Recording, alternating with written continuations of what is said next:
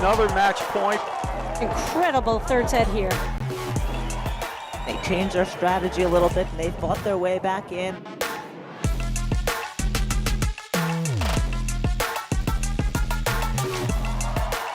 There it is, game, set, and match.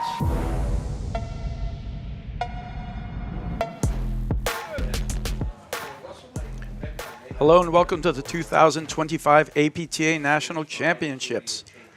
We're live from the Philadelphia Cricket Club in Philadelphia, Pennsylvania, bringing you the men's and women's national championships with live streaming brought to you by the APTA membership and our tour presenting sponsors Volley and Corient.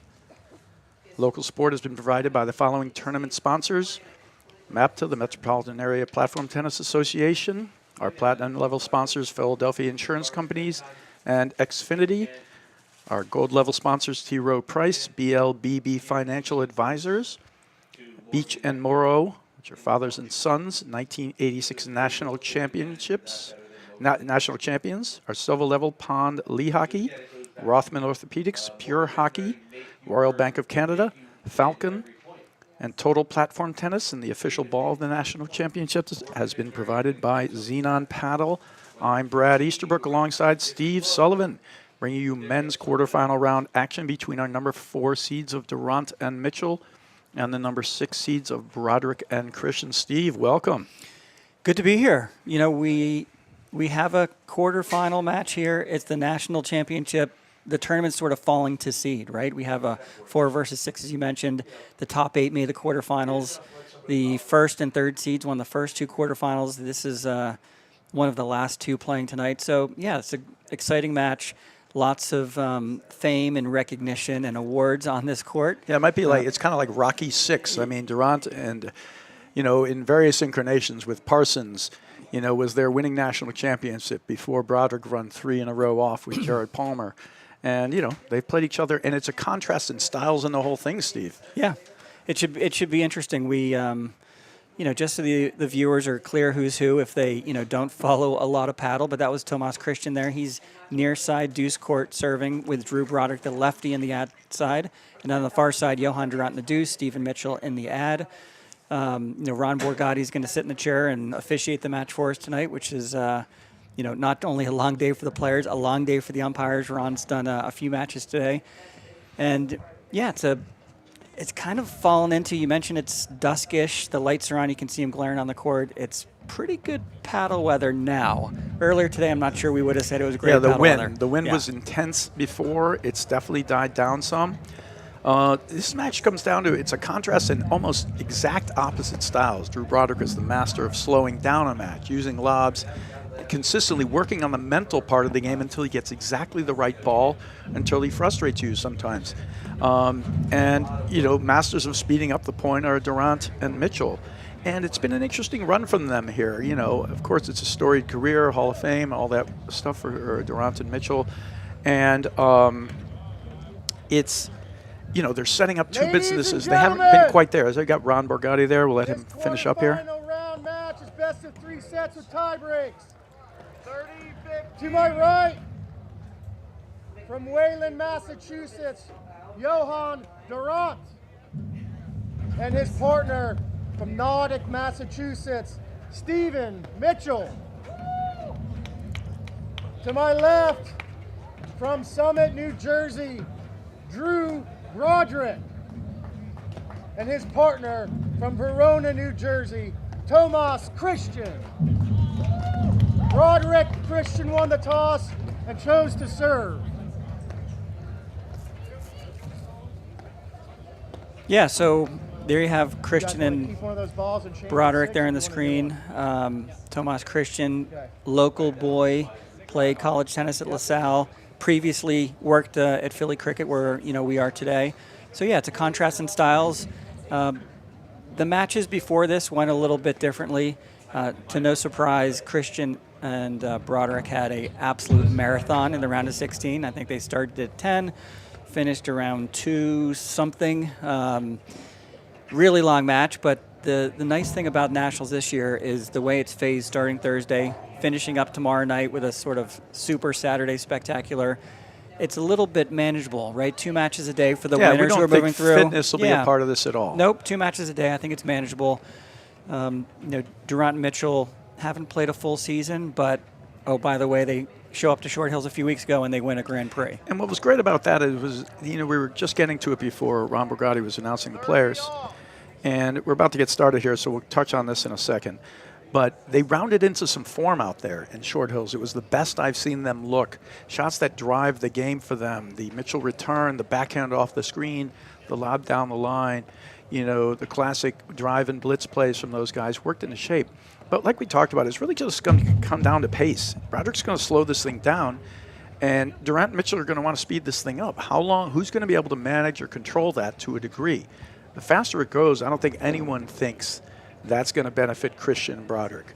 So we'll see here. Broderick elects to serve. Drew Broderick taking 1 before he starts it off. Johan Durant looking to receive there. And here we are. We are underway in this heavyweight battle, quarterfinals here at the National Championships at the Philly Cricket Club.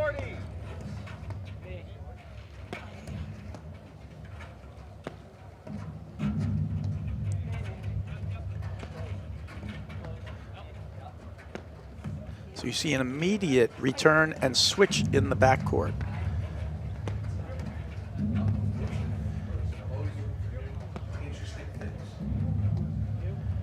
And that's not a typical move that they always employ, is it? Well, they like to return it from the other sides. They will switch a lot in the backcourt. It really comes down to whether they think they can get their forehands. A huge forehand there from Mitchell. Beautiful touch volley there from, and a quintessential, basically what you would say is a textbook paddle 101 backhand volley from, 15 love. from Broderick, and he's perfect at it. He will not hit forehand volleys. He's a guy who just gets in perfect position and uses his hands in front of him.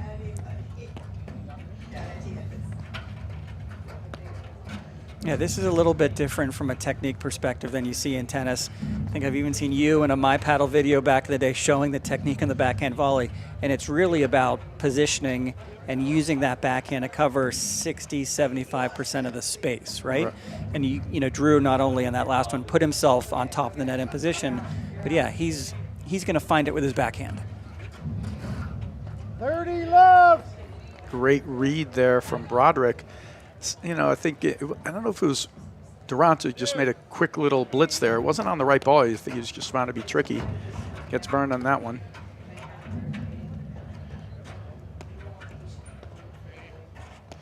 And, the question always on everybody's minds, I can't remember the last time these guys have actually played against each other. It might have been actually Boston 2 years ago, where Broderick and Christian it was literally 0 degrees, right? And Broderick and Christian were just lobbing every ball. And a lot of people think that it's easier to put the ball away in that lower temperature, but it's actually not, because you can't carve it.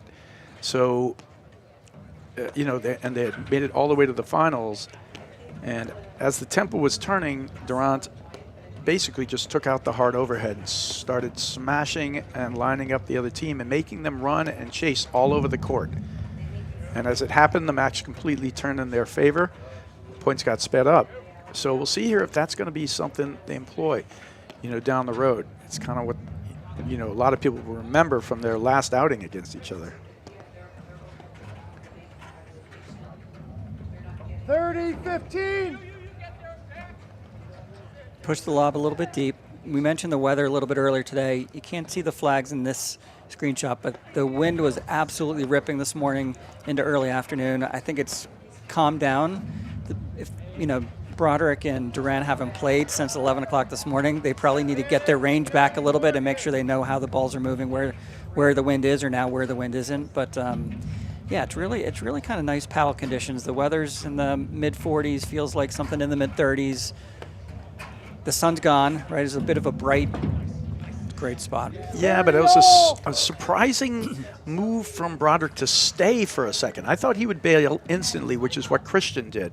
Broderick stayed up there, which is why he got burned.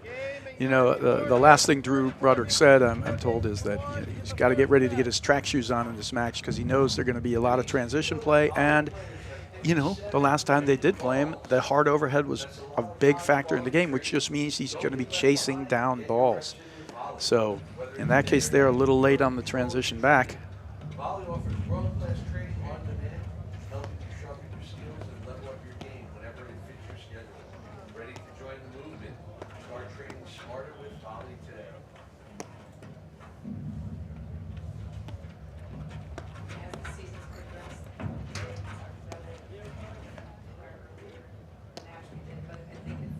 Those volley machines are working hard. Great lob there. And Broderick will use sort of a low push lob more than most players. He likes it. He wants you to try to hit the top of the ball and hit down on it. One of his favorite offensive shots is a overhead cut slash drive, essentially. It's really more like an overhead. It's really a cut overhead from the baseline, and he tries to get that shot by hitting sort of a low push lob up, which doesn't really come down, so you can't really spot it. So you end up hitting down on it more. Yeah, he likes to blitz as well, but I think that shot you're talking about, he likes it from the baseline, right? He gets that ball above his head. Nice little move there by Christian, just keeping Randt and Mitchell thinking about the volley. Yeah, right.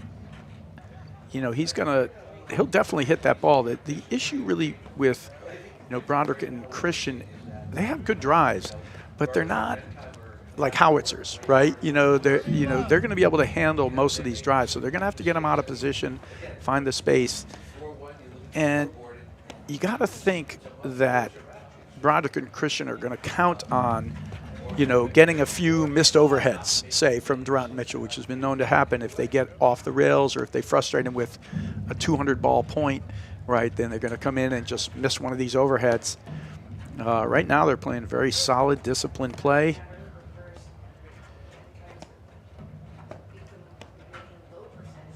But this is the tempo these guys want, and it's not the typical tempo that works great for Randt and Mitchell. But that said, if they could show that they can do this against Broderick and Christian, like, hey, this is what you want, and I'm beating you anyway.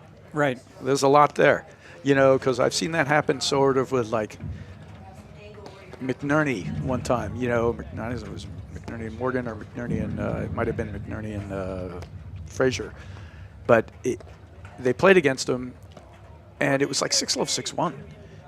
And not because anybody was doing anything, like it wasn't a drum, it was a drubbing, but it was more like a 2-hour drubbing at 6-love, 6-1, because they were saying, you're going to play slow, we'll play just as slow and go. Here's the speed up, right? Oh, but it's funny. He speeds it up, 30, and 40. immediately they get the result they want, which is the point gets faster.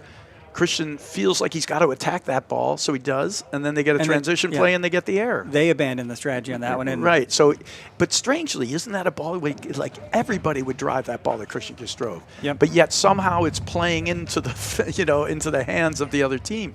Like it's an odd feeling to run up that line, get a ball above the net, and then actually lob it. You know what I mean? Like so. Kudos to them. They go 70 balls in, they speed it up one time, and they get the result. Yeah, this is going to be a mental test. I think the first few games.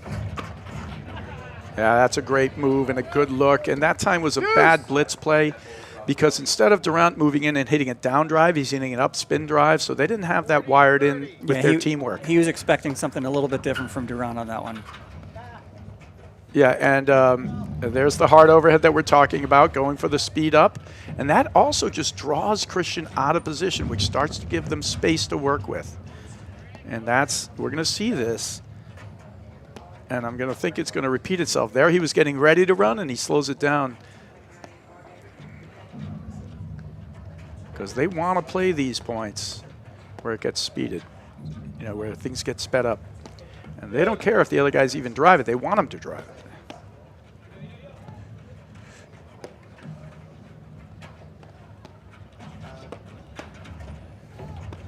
That's great looks there. Nice through the legs. Yeah.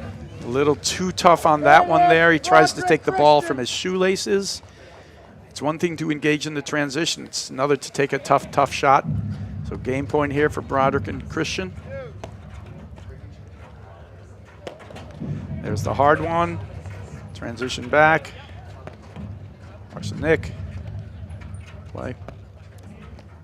Yeah, and I like the the momentum from Christian. This is a third point of the game. He's really tried to make it happen and generate some offense. I'm not sure I would have expected to see it this early, but to your point, he's getting balls that anybody else would drive, and I think they're just sort of falling into a rhythm of the point. But yeah, a couple of them have worked in the last few. One didn't, but the last two did work.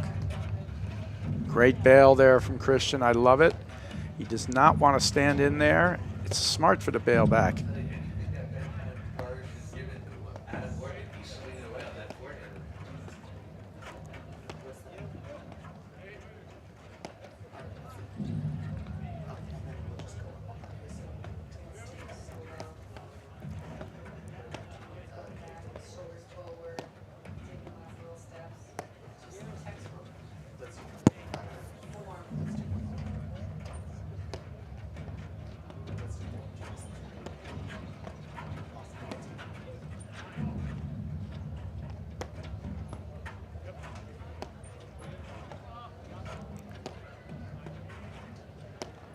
These guys just battling it back and forth.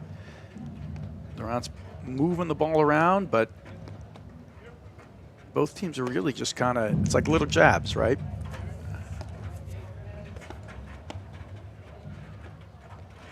I like the straight ahead from Bursch, going straight back to Wagner. Yeah, both teams, they're just playing the points at this point. There's nothing too clear other than, you mentioned Durant using that power to try and move the other team up and back. And there's the flurry, and that's what they're hoping for. And their goal is, they know they're not going to win every one of these points, but they don't have to win every one. They want to win 6 points for every 5 they lose. It doesn't really matter, right? They're just going to be a little on top. And so far, if I'm doing the counter on it, they've gotten 2 and lost 1. It would be a unique thing to keep stats on. Jake, I'm putting you on that duty. Our producer, Jake, he's not doing anything anyway, right, Jake? You got perfect. Because really that's what it comes down to. We're talking about these kind of like the tempo favoring them.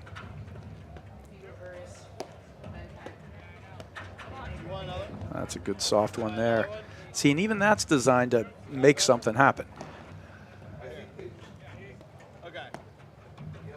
Yeah, we saw that in the match that we called earlier. Moving, not hitting a great drop shot, but moving the team forward creates an opening, right, and creates an opportunity. If you're at the net, little unforced error there by Johan Durant, but that's one of the ways to open up the court. It's not always, slashing side back screens, but, I like that technique. And you can sort of see Johan Durant thinking through different ways to, And there you see speed. Christian. Very drivable ball in transition. He chooses not to. They go right to the hard overhead. And now we got the exchange, and they're going back to it again. And these are the things where he's going, I'm looking for my track shoes, and we talked about that before. And you can see right off the bat, they're not going to play slow. So that's bet that up. Under Christian get the better of this one. One game's to 0. Believe it or not, that was Durant. Mitchell wanted that anyway. He just missed that volley there. Overplayed it a little. Yeah, I think four of those points played out the way we thought, right? Johan Durant trying to make something happen, create some energy and movement from the other team, and he does it with just an absolute, bullet to the back screen to bring that other team forward. And he's willing to sit in and take that volley. Yeah, right now, the way they were doing those, it was a little different in the sense that they were hitting the overhead hard one, like, down up. And I didn't notice them sort of like targeting the other player with the long, deep one. It was more just, this is hard, it's going. The other one they have is when he takes out that roller one and he goes right hard at the body, right? And he literally goes at you, where it's hard to get out of the way and you make the cut. To me, that would be the best one they could use. It may not be able to be done every time, but it's the one that gets the maximum effect out of that shot. Yeah, the beauty of that shot is it makes you first get out of the way of the ball, and that delays you moving forward. So that's that's a pretty stereotypical shot that Johan Durant uses. He hasn't, to your point, used it yet. He's been more hitting the hard overhead to bring the opponent's forward, but let's see. I have a feeling he's going to be pulling that out pretty soon.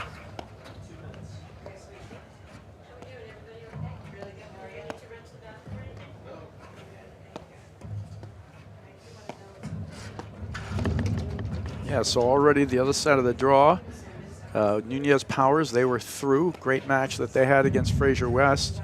And Regalado Salazar through, so that matchup is all set up. And then our next matchup gets decided here. The winner of this will play the winner of Ben Keim and Burrish against McNerney. And, oh, that's just perfect. Too good. And McNerney and Morgan. 15 love. That was too good, and it was surprising. You know, he was waiting there, and he just caught it and took it right out of the air and brought it flat-footed. No chance at that one whatsoever. This is where the danger goes. Now, Broderick got caught up hitting, like, off-pace up drives. Off-pace drives do not affect. And in fact, they play right into the hands of Randt and Mitchell because of the Randt ability to cut balls off and hit the drop volley. Probably the best of all time that I've ever seen do that, just because of his range and anticipation. You know, we talk about this all the time. You know, when you play Durant, you got, and even McNerney and a few other guys out there, these guys are always looking to cut and take a ball and apply pressure with the volley. And you got to hit at them, you know. And you got to be very careful with the off-base drive. In fact, you're pretty wise not to actually use it very often. Yeah, someone who's creative and with the hands of Johan Durant, it's just going to give him an opportunity to be creative, right? Whether it's the drop, whether it's the cutter.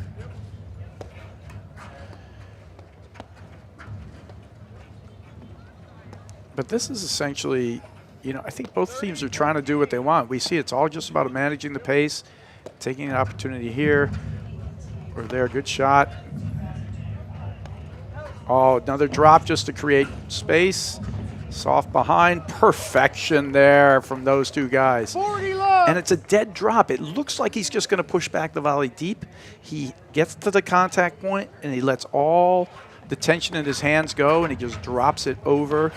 And then, of course, a perfect finish there from Durant. That's a great lob there. Perfect recognition there from Broderick.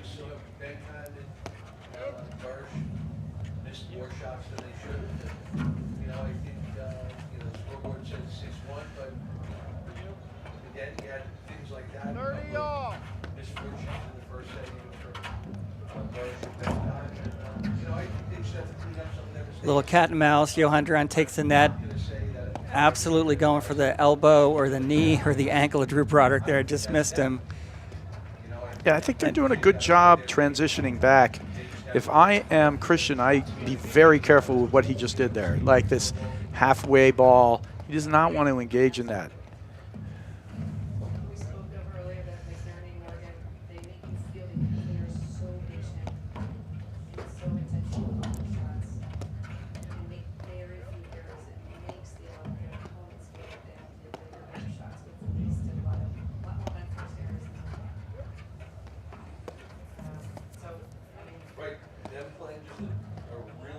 Solid game. 40, Pressure 30. on the opponent. Yes. It makes them feel like they've got to go for more to win points, otherwise they're not going to win points. Game. Durant Mitchell, first set tied 1-1. Very controlled game. Yeah, it was perfect. Durant and Mitchell, they sped up the points they wanted to, and there's a little bit of a trap that I think Broderick and Christian fell into there a couple of times, you know, using off-pace volleys at the wrong time, and definitely didn't help him there.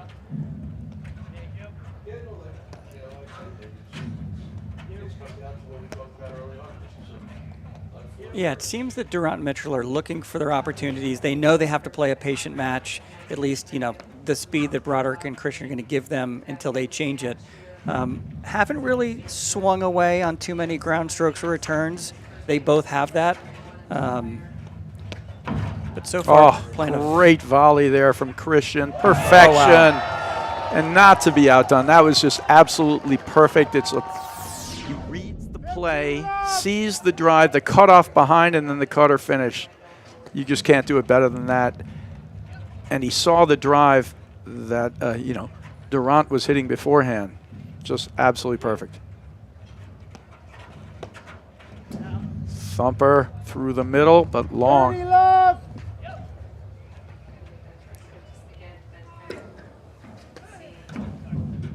Thirty 15.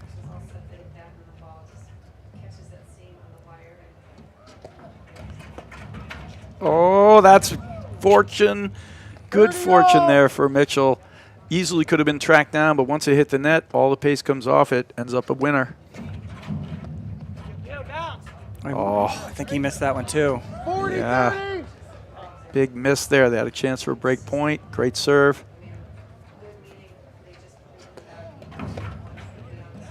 Yeah, big serve that Christian's throwing in there. He's going heavy, leg drive, putting a lot of challenge in. Broderick Christian lead the first set 2-1. So let's give a shout out to one of our sponsors, Pondley Hockey. With over 80 years of workman's comp experience in Pennsylvania, 20,000 plus successful cases, and over $1 billion recovered for our clients, Pondley Hockey Giordano is the workers' compensation firm you want fighting for you.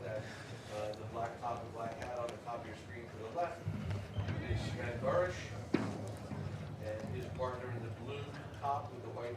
All right, Johan Durant serving here in the deuce court, orange or red sleeves. Yeah, Christian just 15 been love. played a lights out game in that game, and then a couple of couple of funky little errors there, but at a crucial moment. Ooh, So you mentioned the big game. It's a tough miss, 15 but all. Tomas Christian was really leaning into the serves, really challenging Durant and Mitchell. They have huge returns, and it's almost a sign that he is not going to sort of three-quarter pace that serve in and just get beat up by the big returns of Durant and Mitchell. yeah, I think he's going to mix in staying back, even though he's hitting the challenging serve, which is smart. You know, one of the things you want to minimize, without a doubt, when you play Durant and Mitchell is how many return winners they get, right? You don't want to be, if you're losing like a couple of points a game, not getting a serve back, you really need to take that out of play. So you got to hit your serve, stay back some of the time, throw in a serve and volley here and there, because they just really are a very good returning team. And, you take those points away, it just makes it that much harder for them. And the whole key to them is making them work. I don't really, it's interesting. It's sort of a new incarnation. They've been starting two businesses. It's not, I would say this year, up until glimpses at Short Hills, they have not reached their peak level, right? Which is basically the best, one of the best of all time, right? And when they find it, it's the amount of offense and pressure they can put on you from the net and from the backcourt is amazing. And people have just been able to find a few more mistakes out of them, right? Instead of more pressure, they're getting a few more mistakes. And once we see them clean it up, which they can do, they can easily achieve that level again.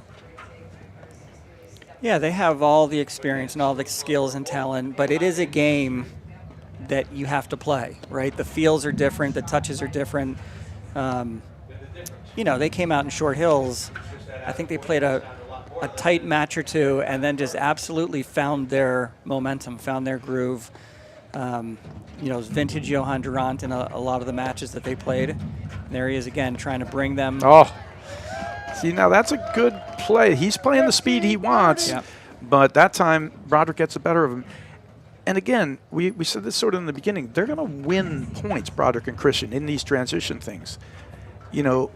What really Durant and Mitchell are counting on is, winning 6-5 or 4 points to every 3 points, right? It doesn't matter. But right now it's been about dead even.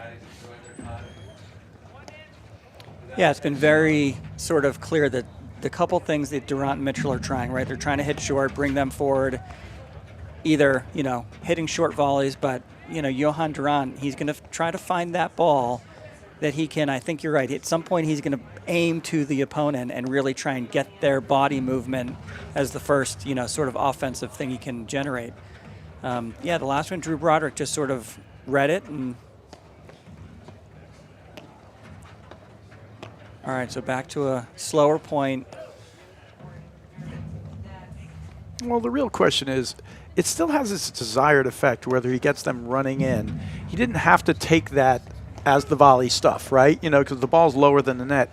Just getting him in the transition that's actually achieving the goal to a degree. The next level that's going to make it the most effective for him is knowing when he's got the high volley that he actually can finish versus letting it go through. But still, the fact that you got transition, that's not necessarily bad for you. You know. Yeah, that's what his opportunity is, right? To just change the momentum of the point, move Broderick and Christian to find an opening, right? And then he'll. Oh, I love those What a gets from shot Broderick. behind the back. It's kind of a vintage maneuver. He's done many of those over the years. He's got an underhand flip. It's just phenomenal. So good.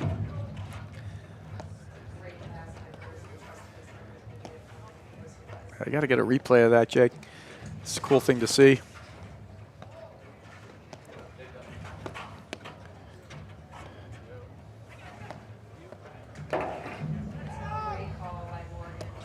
Love 15.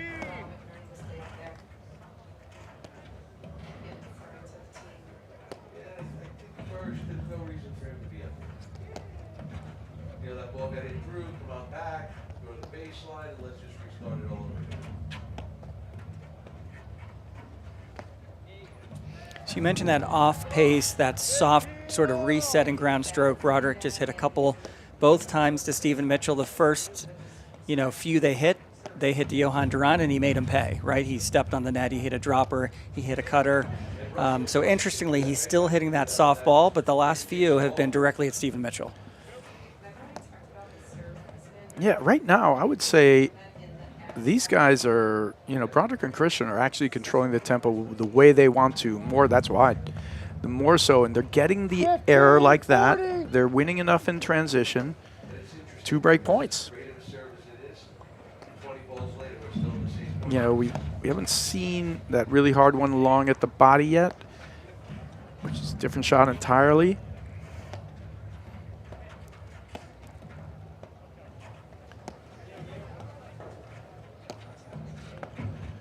That's the move. He didn't hit the cut overhead there, but that's his favorite move, Broderick.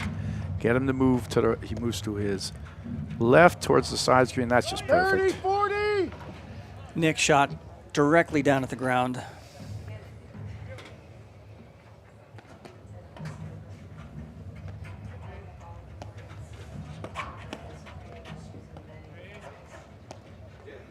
He's definitely done most of the damage right now so far.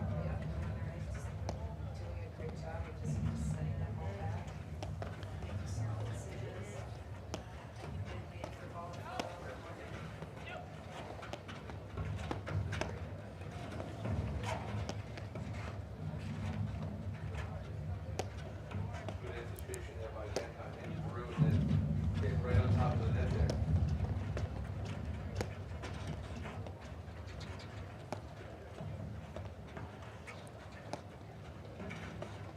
So on the day, we were talking about it before, Steve, it was really windy, harder to control the lobs for the most of the day. It seems like it's weather out here where you could decide to do whatever you want now. You want to go for a big cut, you go for a big cut. You want to, hit an attacking shot. I think, all bets are off. These guys look like they have complete control of whatever they want to do out here. So it's just a perfect tempo here for Broderick and Christian, and a surprising miss. I think that thing hit that center screen in front of every time there's a post, you can see where the screens are twined up, and it hit that seam. Good job to get this back to deuce for Durant and Mitchell, and that's just a great shot. Advantage, Broderick, Christian. Tried to flick it off the side screen, couldn't get there. Break point again. Yeah, Christian's playing lights out right now. He's basically given almost no mistakes. He's on board with what they're doing tactically.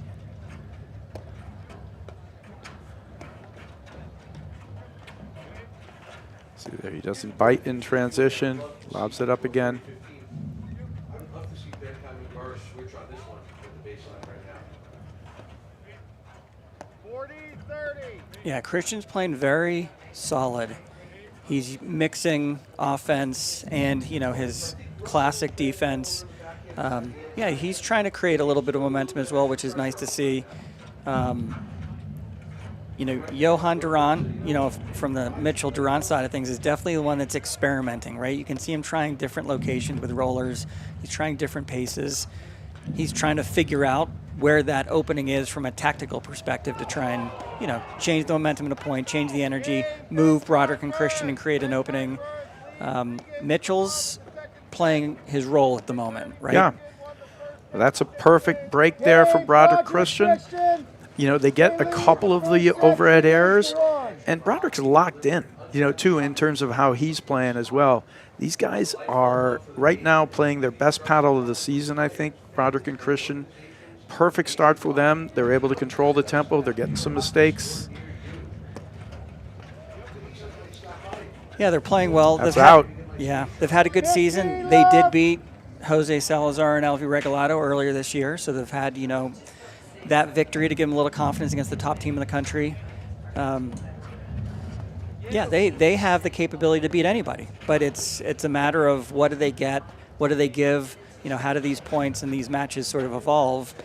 And I still think Randt and Mitchell are trying to figure out, where their openings are. What do the pro football players say? Let it be. Let it be. He's staring the pot. Let it be. Yeah, totally. Don't get in his way. So as a result, here, 3-0, and there's up against Morgan. So we're national championships. Yeah, perfect job there. And by letting it go through, he takes away the blitz opportunity from them as well. There's no space now where they can come forward and stuff a high volley back down at you. It's Christian's one of the best of knowing line. to let that ball go through, right? There's really, unless you're in the perfect position, that ball comes into your paddle, you're going to be in a defensive situation, right? To your point, the other team can blitz. You hit something. There's Randt trying to make something happen here. Well, he made something happen. They were just up to the task. I mean, it was a good job. It was a really good drop. Fleet of foot was Tomas Christian. So tracks that down. And now we're just back to square one.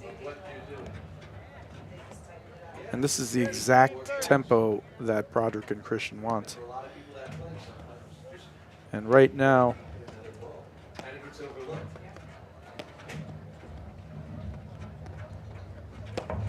there's the long, hard one. We were waiting for it. At the body. But that's different. See, that's not the overhead one. Right. It has a little less down on it. It has a more out on it. We'll see it again. Here it is, slap shot, and there it is. He can't even get out of the way. Hit number one. And as this match goes, we may see, I'm expecting we're to see a lot more of that. Yeah, it's an incredibly effective shot. It has so many different aspects that make it very difficult to defend. Number one is getting out of the way of it, right? If Drew gets a paddle on that ball, he's not going to be able to do anything with it. He's going to be lucky to keep it on the court, but it's going to be coming off, and he's got to chase it back towards the net. So just an incredibly effective shot. Johan Durant has this shot. I think you're right. It's going to come out of the holster a dozen more times tonight if I'm seeing how this match is playing out. This is what they're going to have to do, is figure out where those opportunities come from, and moving Christian and Broderick up and back and forth, towards the net back is clearly one of the things they're going to try and do.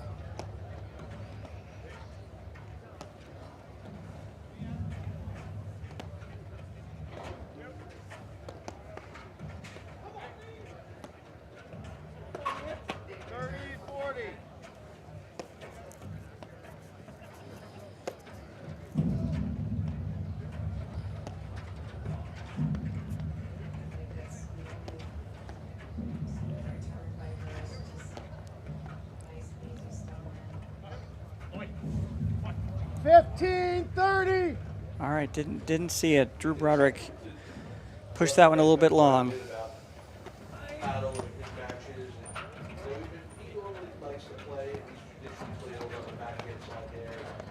Oh, called long. 15, 40. All right, so 2 break points for Randt and Mitchell. A couple of quick little strikes there. That one's long. 30, 40. That return, it's probably a foot 18 inches away from Christian's right shoulder, but he's not even making an attempt to put the paddle on it, right? There's no benefit to him to try and like reach.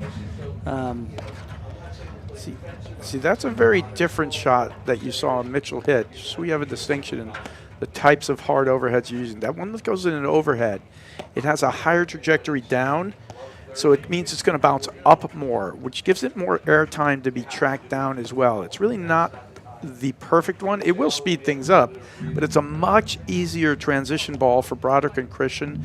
They're likely to get more opportunities of that one. Now, it is achieving a desired effect of inviting transition and inviting speed to the point. I just think it's not the ideal one they're going to look to use over the course of time. That's good. Now they can leave too, but they're still getting the transition play, which they want. That's a perfect ball. What a play from Christian. Jake, we get that? Yeah. The way Mitchell hit it, I was seeing it floating wide, but he actually put it in the right spot. I saw the exact same thing. Yeah. I thought that ball was going wide. You're exactly right. I was thinking the same thing. Oh, geez, he just pushed that wide. Literally just kind of rolled over it the exact amount. It was perfectly calibrated. But now we're just back at it here. They're lobbing just well enough, too. And by the way, it's not so simple to just hit it hard over it every time. They need a ball like these last three balls are service line or beyond. There's no point in hitting it from behind too far. Oh, great shot. Yeah, they're lobbing well enough. And that's sort of taking it out of play. You see where Randt is hitting these last few overheads. He's service line or behind. Yeah, you're going to watch that, and we're going to see this is when, like, service line or behind, right. Another great lob there. So these guys are lobbing well enough.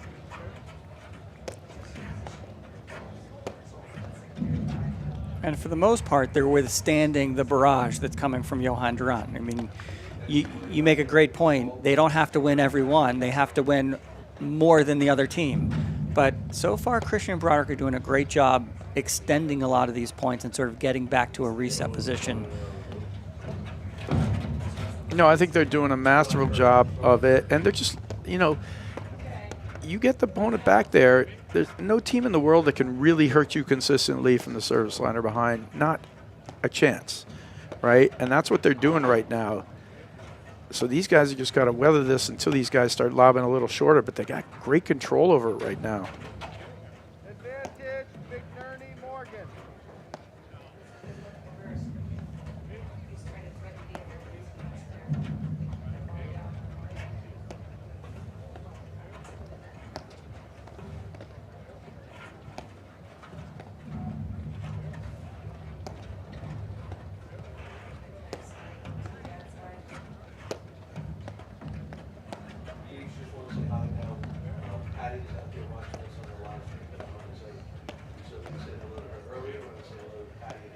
Yeah, again, just exact pace Broderick and Christian are looking for here.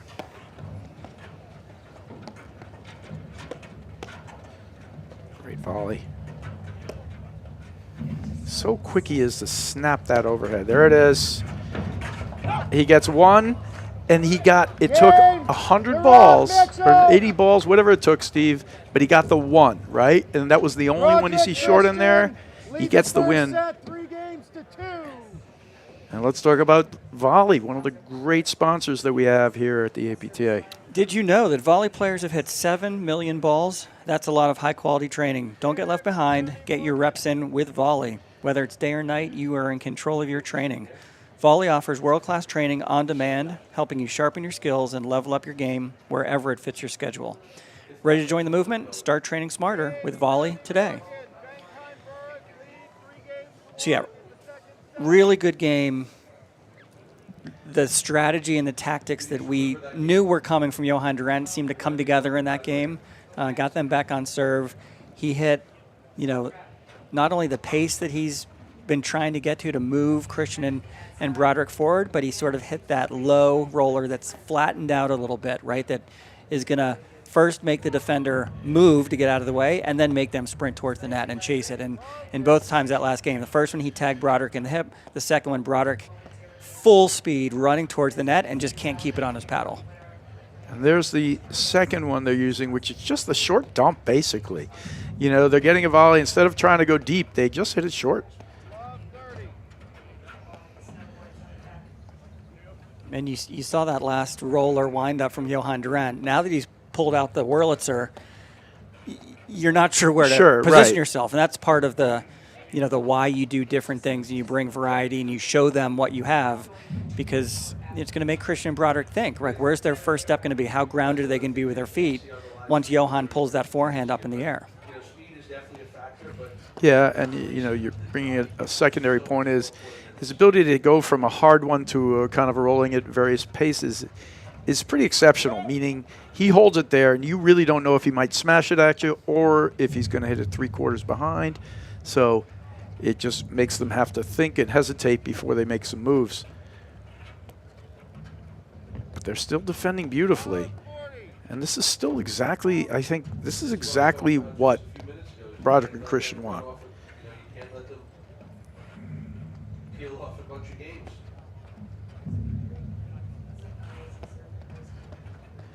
You know, it's interesting to see, you know, teams and players find themselves a little bit. It was very unique in the match before the other quarterfinal with Fraser West against, you know, against Powers Nunez.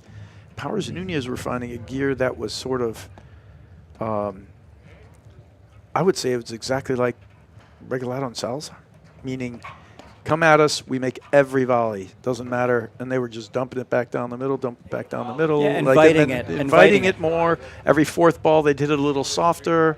And then, you know, and whatever they got, that's a great strike there from Broderick. And, you know, it's textbook. He's very precise with the drive. It's not the heaviness of it. It's the precision.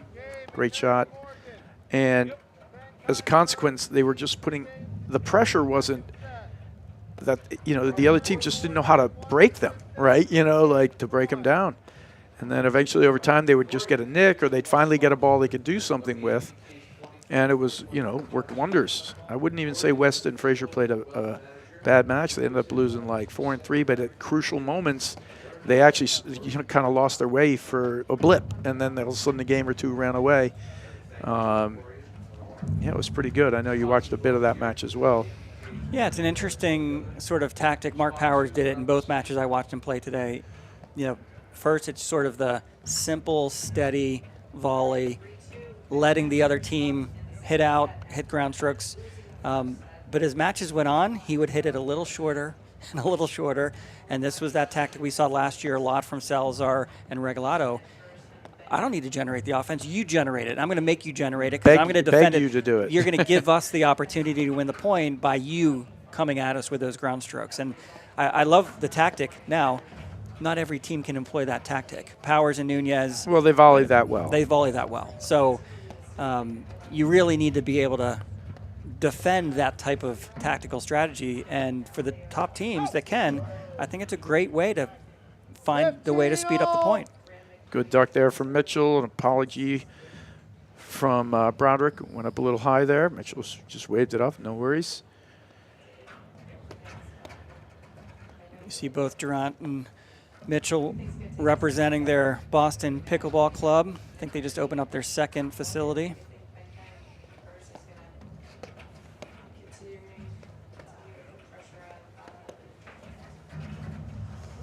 Who would I like to see win the second set? Is probably different who I think might win the set. I would love to see Broderick win the set. Oh, just a great shot there. A little fist bump there. A little motion out of there. The level of difficulty Durant on that Mitchell. shot is a little bit higher than I think what most people appreciate. Sometimes hitting that as a volley is a little easier than what he just did from almost heels on the service line. You know, you can see they're doing a little bit of an I formation tactic here. And again, he's inviting the dump volley. That's just a dump. Like, come in and hit it, and then he's going to make the cross. And weirdly, he should be trying to hit it not down the line, but across the court into Durant, believe it or not, because Durant's going to be coming across. He's looking for the other one. They got a little baited here on a couple of these. And this is like the cat and mouse game these guys are actually playing right now. You know, It's a good comeback from 3-1 down, but they got to close this game out here. And the tough thing and the strategy that, Broderick and Christian do is you have a crack, and all of a sudden you miss an overhead and you just net a ball, and that's where they just crucify you, because then you got to be like, all right, 70 more balls on the next point just to get it back. But they will take that and run. Great hold there from Randt and Mitchell. New ball, guys. Tell us new ball. 2 relatively quick games that for Randt and Mitchell did exactly what we've been waiting for. How are they going to sort of make Broderick and Christian come off of their strategy, come off of their slow pace, come off of that sort of very defensive, patient style of play? And, I think there were a ground stroke that, jumped off the paddle of Drew, and then he pushed a lob wide. Yeah, this is what you want. You want to speed it up and mentally have the other team just get a little bit out of their rhythm. So, yeah, down 3-1, back to 3-all. And, time to reset, and let's see, per the last game, how, Tomas Christian leans into these serves here. Oh, yeah, he's going to serve the big serve. Oh, did that hit the top of the net? I'm not sure what happened there. But either way, tremendous return them from Randt. And a quickie.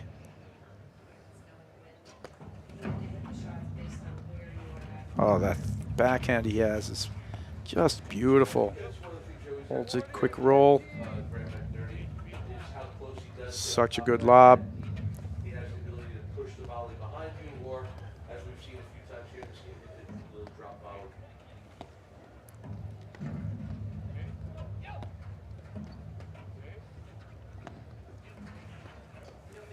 Yeah, and we talked about pace of play, all that stuff, Steve. It's people have been employing that ball of hitting the ball really soft and short to sort of Broderick.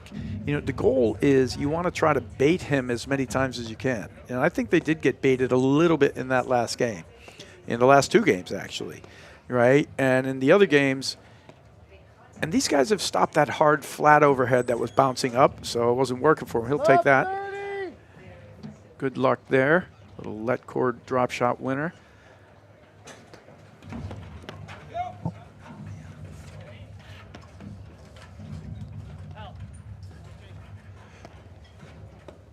Oh, perfect spot there.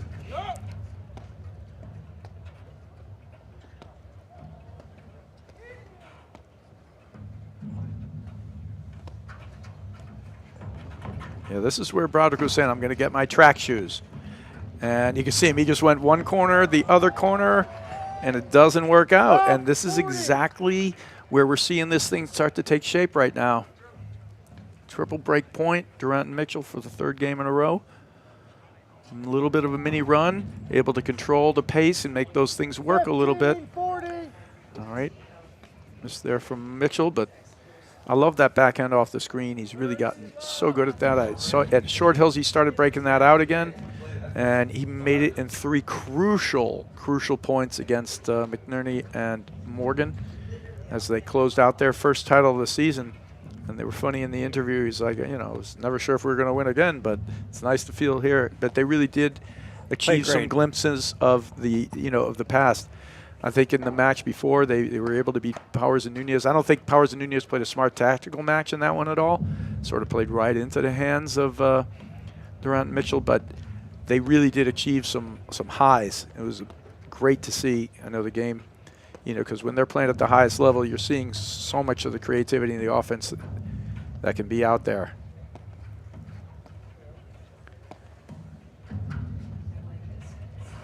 There it is. This one he's got high, so they'll transition. That's smart, but either way, that's good. Yeah, one of them's got to bail, and Mitchell is very quick. I think he realized the direction that ball was coming, that if Drew got a paddle on it, he was going to be in a tough spot. Track shoes again from Broderick.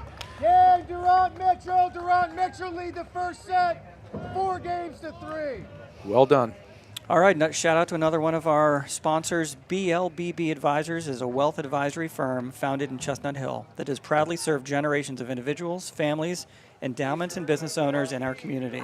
For more than 6 decades, they have been dedicated to providing strategic fiduciary guidance and personalized investment planning using its Plan, Invest, Succeed process. Big thanks to BLBB Advisors. All right, so a little rhythm there for Randt Mitchell being able to, it's this cat and mouse game. I thought they got baited a couple of games ago, and it's sort of carried over the tempo now. They've put away sort of more of that hard, higher overhead, and they're using the lower one out there. And they're realizing they can win from the back as well. So when the transition happens, and the short dump also very effective to them, meaning they're not attending to volley it deep. They want to just have the players come forward. Anytime they get them coming forward and trying to strike a ball, it's been 100% beneficial for them at this point. That's long. 15 love. And it's actually just been for a slow play, like kind of game. There've been a few too many lob misses, really. Yeah. That like those are like just the cracks in the armor. You're going to play a slow game, and you're going to control tempo in a slow way. You don't miss lobs. You miss more than 2 lobs a set, it's more than you want, right? Yep. I'm not talking about off a high pressure over, and that was not. It's just a basic ball. And if you're going to do that, the strategy sort of falls apart. I may still go back and tell you that the 3-love game was bigger than the 3-3 game. If that makes any sense. Love 15. So it'll be interesting this game here. The last 3, right? Randt Mitchell are down 3-1. They're now up 4-3. They use that low, swinging, flat, shot to bring the other team forward. Now let's see what they do, right? They've done a few different things, the dump, the big swinger. Oh. 15 all. At some point in the when you get within the point, the way the momentum moves, you have to decide, am I going to generate the opportunity? And clearly Stephen Mitchell is playing a very solid match. He's playing his role, he's playing in his position, hitting some great shots, but all the creativity and the start to the tactical plan is coming from Johan Durant. So he's got to decide, when am I going to wait for 20 shots? Am I going to wait for 50 shots? Am I going to do it on the first shot? And this game, it'll be interesting to see how quickly he chooses to pull the trigger. The trap is you go to the well too many times in a row. Yeah, and I think a lot of it will just be about where his feet are when he's hitting the shot. If he's inside that service box, you're going to see a lot more, and when he's outside, he's going to be just more disciplined. And I think that's the way he has to be. All right,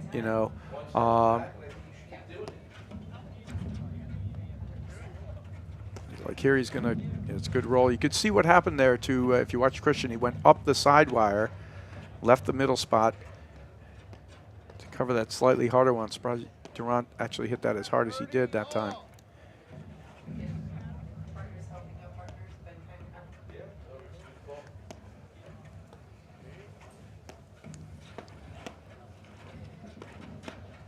Yeah, and you're absolutely right, because they're clearly switching in one ball. This game is completely designed for Durant to control the overheads and to use the hard flat one. That shot, that's that hard, heavy roller one, he's kind of the master at it. He might be the best ever, to hit that shot, the hard overhead. It might be the best one that's ever been hit. Mitchell can do it, but it's not the same. It's really not his bread and butter. So if that's going to be a factor in how you're going to win some points here and there, you need Durant over there in the middle. And that's what they're doing. It's great. Smart.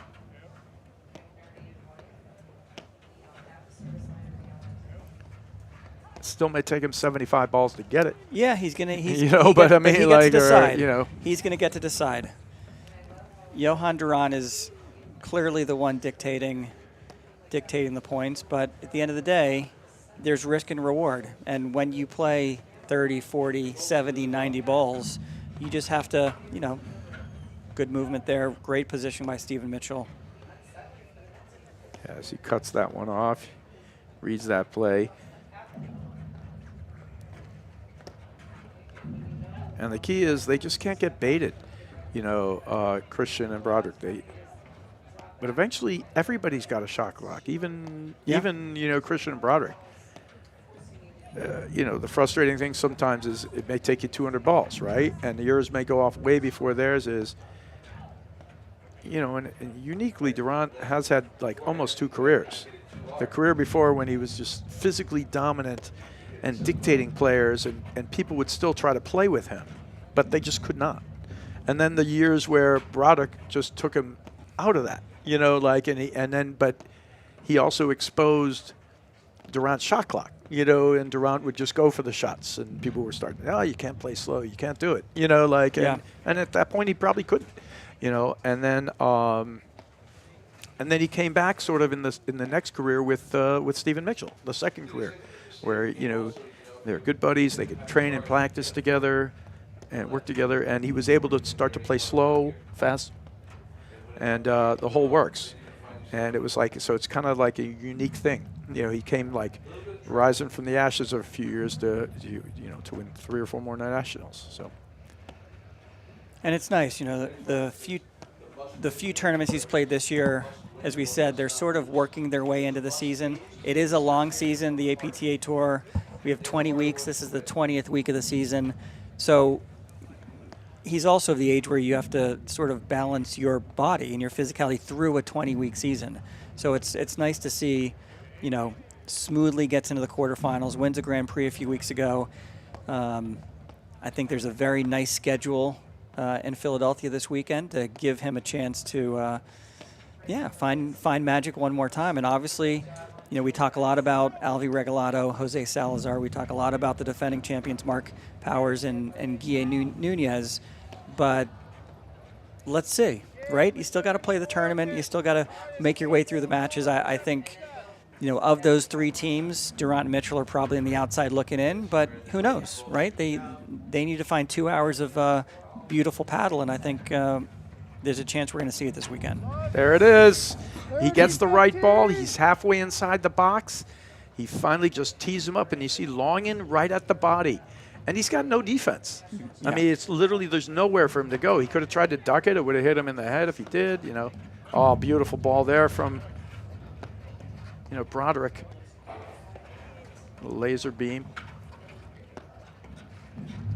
Transition drive. 15 all. Yeah, perfect. Come on back. Well played there. You see that effortless teamwork. He knows he's got him behind. Great job there. Perfect coverage. Yeah, really well played point by Tomas Christian, sort of taking his medicine, but then taking the opportunity back when he had it.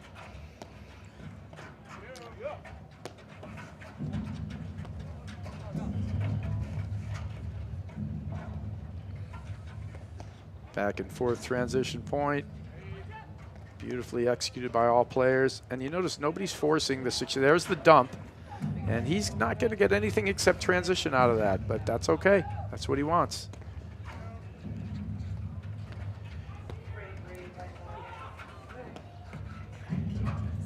That was just a great point by all 4 players. 30 all. Stephen Mitchell very sort of patiently playing in his position, playing his role.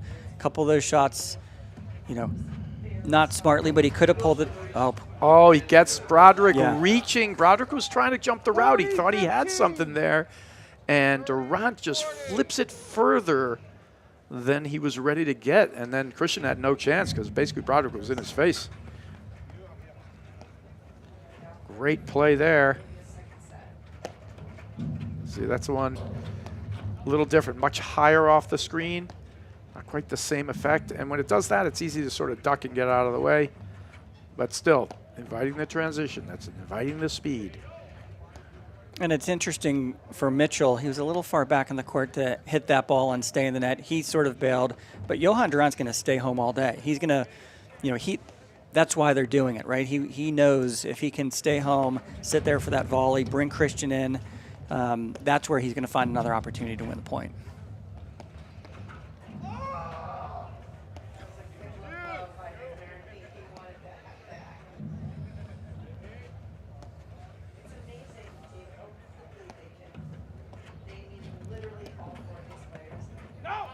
Oh, that's just great. He stretches him out. Durant Mitchell.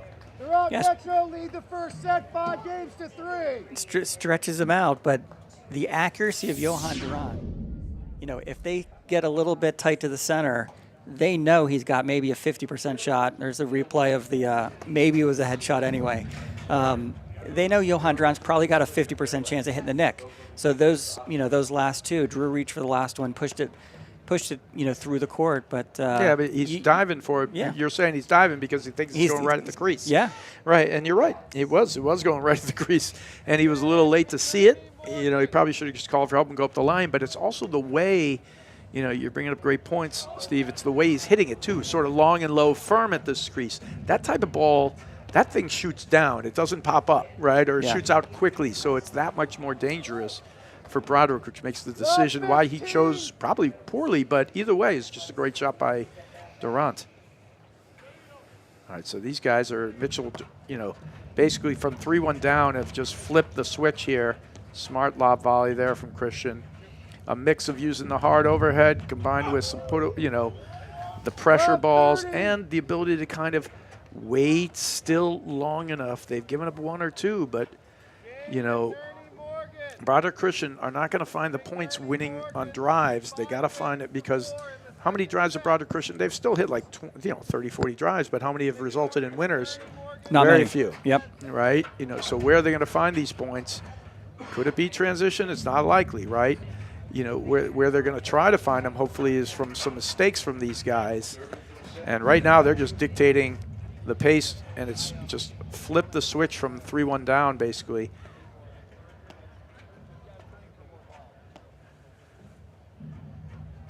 And here they're going to be confident and comfortable. Just push it, wait till we get the ball that is going to be a little closer where we can. And there's a dump, right? Not intended to go beyond the service line. Intended to go. There it is again. Intended to go short. Bring him forward. We don't care. Come forward. We want you to hit that. It opens up the court. They may not get it, and they're going to reset and just play. They'll just push it behind him. It just starts movement, right? And then any chance they have, and they're sort of getting to this road where they're getting it, like here. And then whenever they need it, they'll just use that little poof ball, right, straight back there. Say, go ahead, you can hit it, but we can volley. It doesn't matter if you hit it. Basically the same thing. All right, that's a good transition back. Again, all that does is invite transition. So they're happy about it. Good play there from Mitchell. Nice footwork.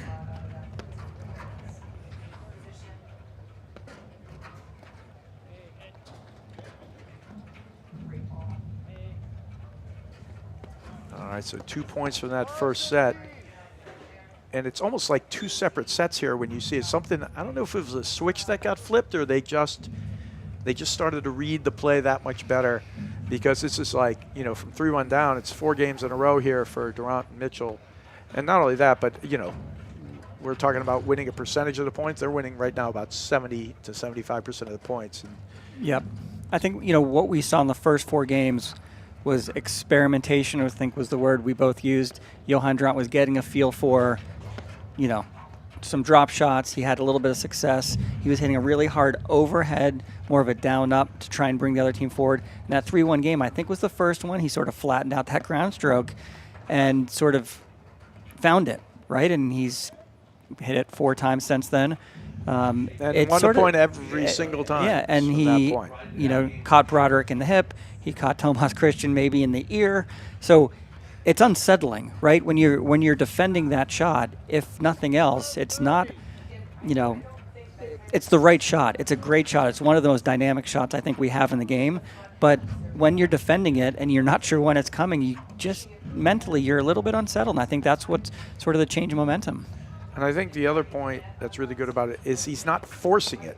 He's hitting the 50 balls he needs to before he gets that shot, right, or the 60. He's not going for it at the wrong time where he's slapping it out or into the fence. Wow, you can see Broderick and Christian actually just saying, all right, let's go. We couldn't slow it down for a bit. We're going to attack a little, and they did. And great defense there from Randt and Mitchell. That's a perfectly spotted overhead.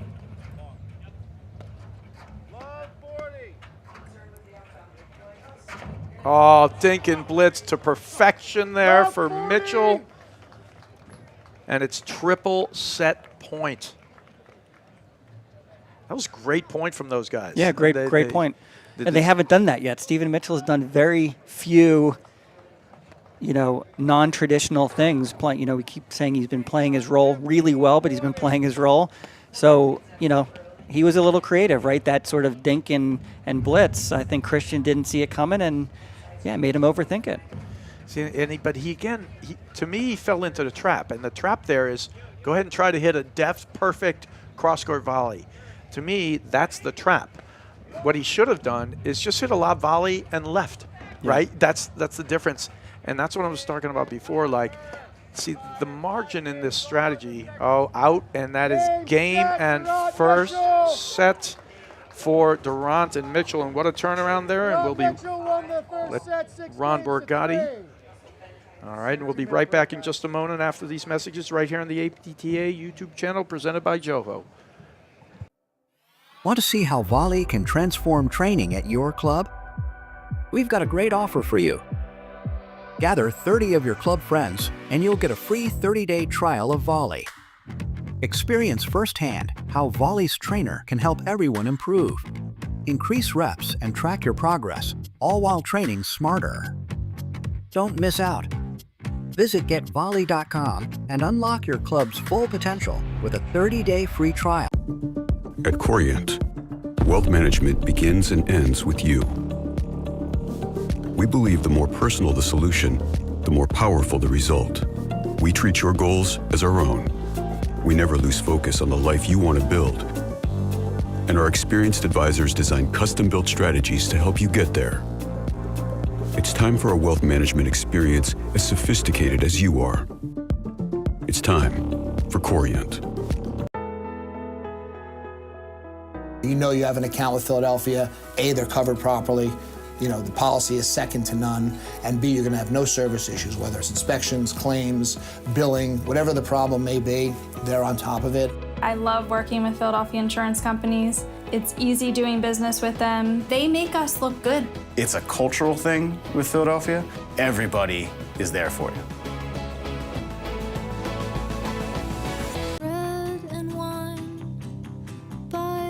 For all those making it big out there, shouldn't your mobile service be able to keep up with you? Get Wi-Fi speeds up to a gig at home and on the go. Introducing Power Boost, only from Xfinity Mobile. Now that's big. Xfinity Internet customers, cut your mobile bill in half versus T-Mobile, Verizon, and AT&T for your first year. Plus, ask how to get the new Samsung Galaxy S25 Plus on us.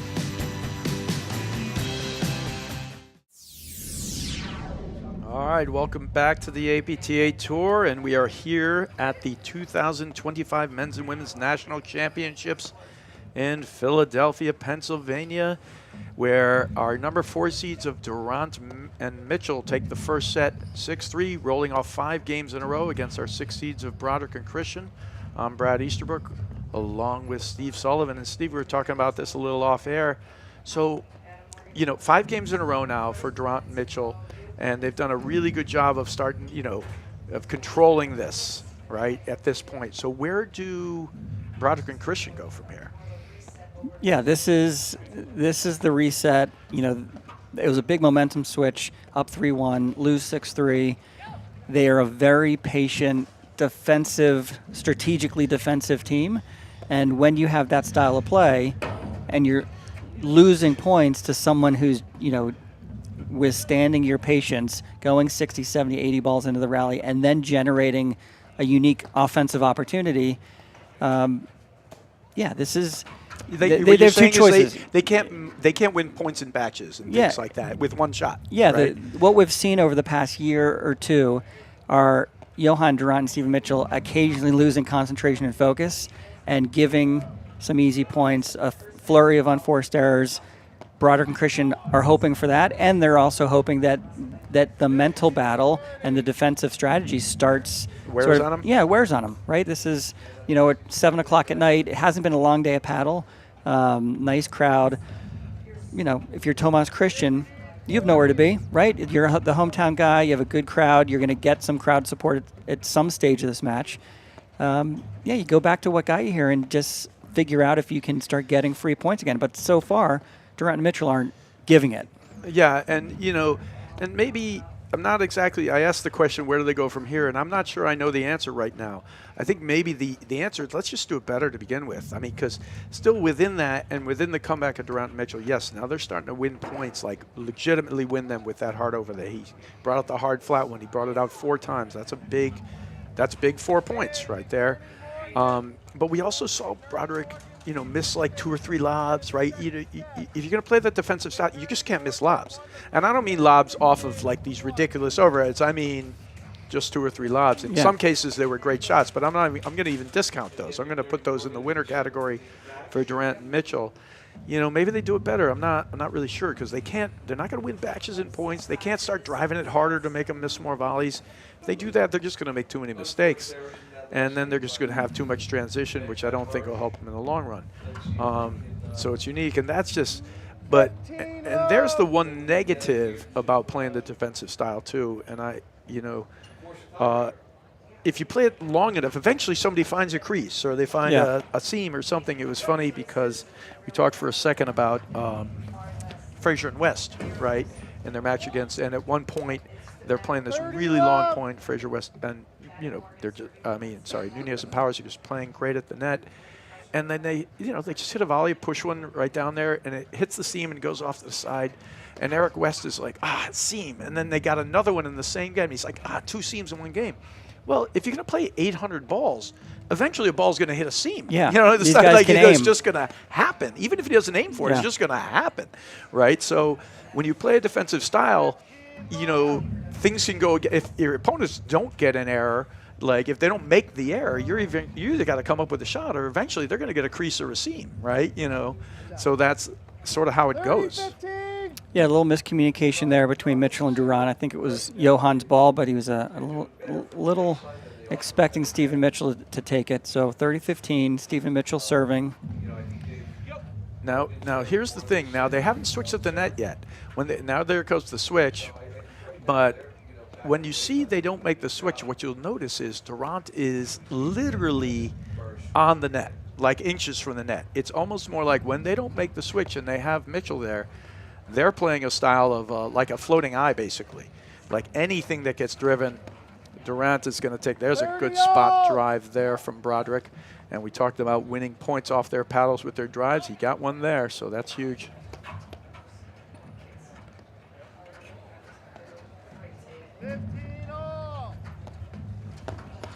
Oh. Now, see, I will say that is a dangerous shot. That's you don't want to do. Like that one there, you want to dump that ball short, but you do not want to bounce that ball down up to Broderick there. Yeah, that's his vintage shot. Yes, you do not want that. That's the one you do not want. Yeah, you want things to speed up, but you don't want that. See in the background there, big group of women from the New Jersey Women's Platform Tennis Association representing.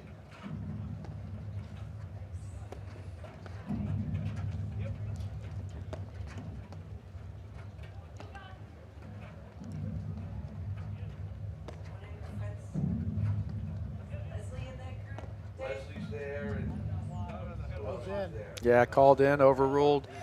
I don't know about you, Steve. From my vantage point, I thought I would have caught the line, but so called out, overrule, 40-30 for Durant and Mitchell.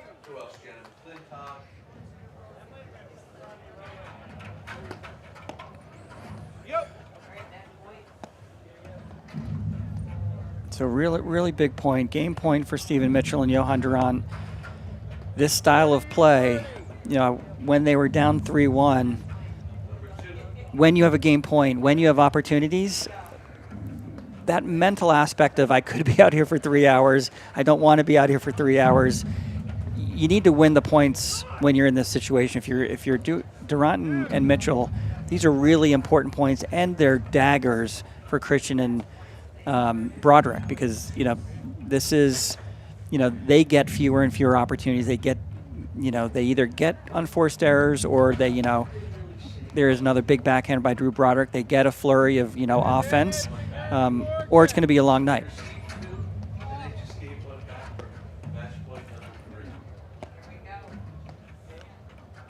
But they are lobbing well again. I think one of the things that got away from Broderick and Christian is, you had mentioned most of the overheads that Durant and Mitchell were hitting were behind the service line, a step or two behind the service line.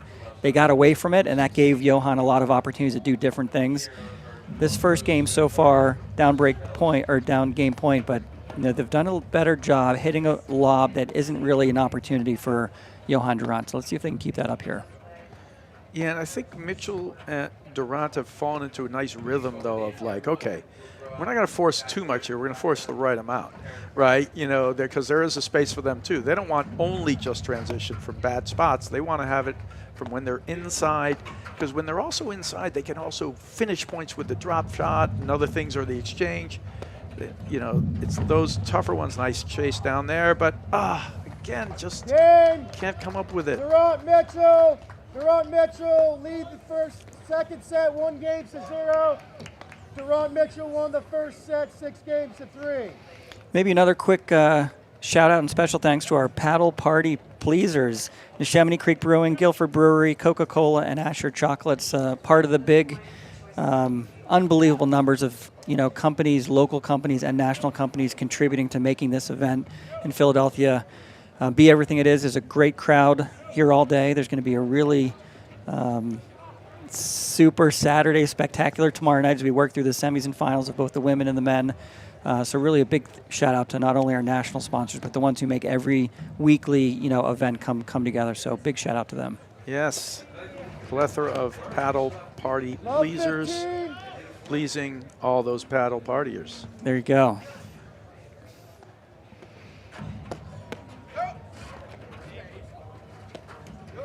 It's kind of in a little bit of a danger zone here for Durant and Mitchell. I mean, not for Durant and Mitchell, for, Broderick and Christian. Oh, beautiful. Because these guys are starting to really, they're just not making mistakes. And they're achieving their goal of creating this movement. 30. And they're just getting these guys out of sorts. And they're finding it from the back court and the front court now, Steve. And they're making the right choices. Only hitting the attack at the right time. Ball's called long. Yeah, it's one thing under pressure to hit some of those cuts and spins, and Johan Durant is the best in the game. They have a little bit of momentum, a little more confidence, a little bit of, distance on the scoreboard. It could get pretty interesting really quick if you're, Broderick and Christian. This could run away from them quickly, but, down 40 love for triple break point. And this is where the key, for Durant and Mitchell is really just to keep up their discipline in playing this style of picking the right time to speed up the point has been perfect. That's a great transition back, and they want this. Nice. And there we go now. Oh. Got the nick right to him. Yeah, it just worked out. That's the way it goes sometimes. Very fortunate. Good bounce, but I love the way they played that. Exactly what they were looking for. And they're playing it, it's funny, we're a speed-up style with discipline. And right now, the way this is going, and we'll see if they can, if they can keep it close, Broderick and Christian, they need to keep it within a couple of games. Then, there's always a puncture's chance or whatever. They might go off the rails. But if these guys play with this disciplined style, the only way they're going to make the comeback in this thing is if Durant and Mitchell go off the rails, right? Miss 2 returns, just hit 3 over, hit some bad spots and net them, like that kind of thing. Of course, we've seen it, but right now they are just playing so solid. And this is like, vintage, perfect play here. And again, a lot of it started just out. And again, we said this, they could still do this style, but they got to do it better. Yeah, you can't. Right? Those are the ones you can't miss. Lobs. Yep. We can't. We have to be able to count on 1 or 2 fingers how many lobs they miss on a routine ball. If they miss more than that, it's the whole thing kind of breaks down.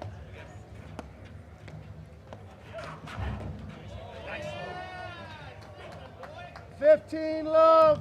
Great spot. Yeah, perfect play. Take another look at it. Johan Durant has every option in his arsenal and hits it in the right spot, the right pace. No, it's just the great hands, but it's the read. And before when they were down 3-1, we were talking about. See, there was a soft dump, and he was going for it. I'm not sure he obviously didn't mean to hit it that short. But that's a smart play. That's something that works for him. He just didn't execute that one. But now it looks a little like, Broderick and Christian are the ones searching, right? Like before we had said the first 3 or 4 games. That's not fair. Can we play a let?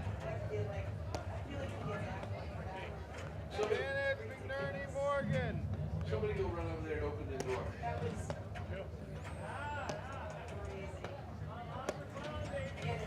little mini cutter there. Yeah, just a little creativity, trying to create some optionality.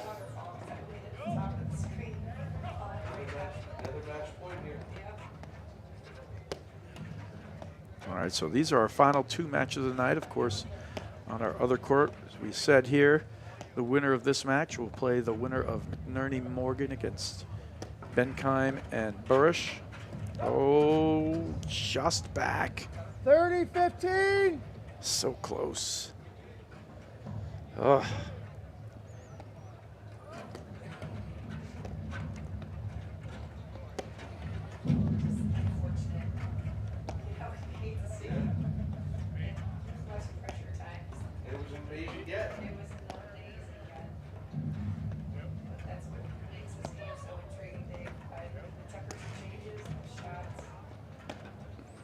Oh, loose error there from the second this Mitchell. game. Yep. Yeah, and it's interesting because you start to track it because like we were talking about, this comeback's going to have to be aided. That's a heck of a serve there from Randt, putting in the ace at a crucial moment. Right. You know, I think without getting some of those loose errors, it's going to be hard for Broderick and Tristan to make this comeback.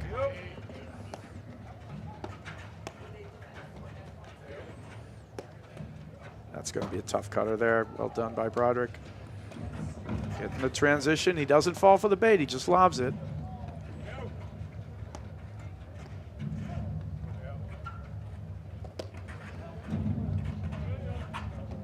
Oh, gosh. Great leave. Randt Mitchell lead the second set 3-0. Randt Mitchell won the first set 6-3. Another one of our sponsors, Pure Hockey. At Pure Hockey, our mission is to share our passion for hockey and deliver an unmatched shopping experience to inspire lifelong love for the game and be the trusted partner for players, families, and organizations nationwide. Come visit us at a Pure Hockey store near you. So you said it, Brad. They run the risk of it running away. Well, it is running away. The question you asked at the beginning of the second set was, where do you go if you're Broderick and Christian? We didn't answer it well, and I don't think Christian and Broderick have figured out how to answer it either. My answer really was they could do what they're doing. They got to just do it better. But in that last game alone, we saw a missed lob, 2 missed push little drives. That's not doing it better, right? So, they can do what they're doing, but they just got to do it better because the other guys have found their rhythm with what they're doing too. Now, there's a mistake, and there are slight little cracks there. They just missed an easy drive there. And there's a good put away there. I think it might have hit the second seam in the backcourt there. So it gets them. They need an easy game, Broderick and Christian. This will be huge for them. Just get a game. Stay close. Oof. Oh.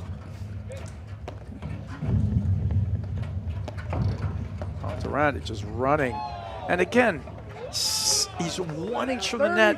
Hands are sublime. And he just right there.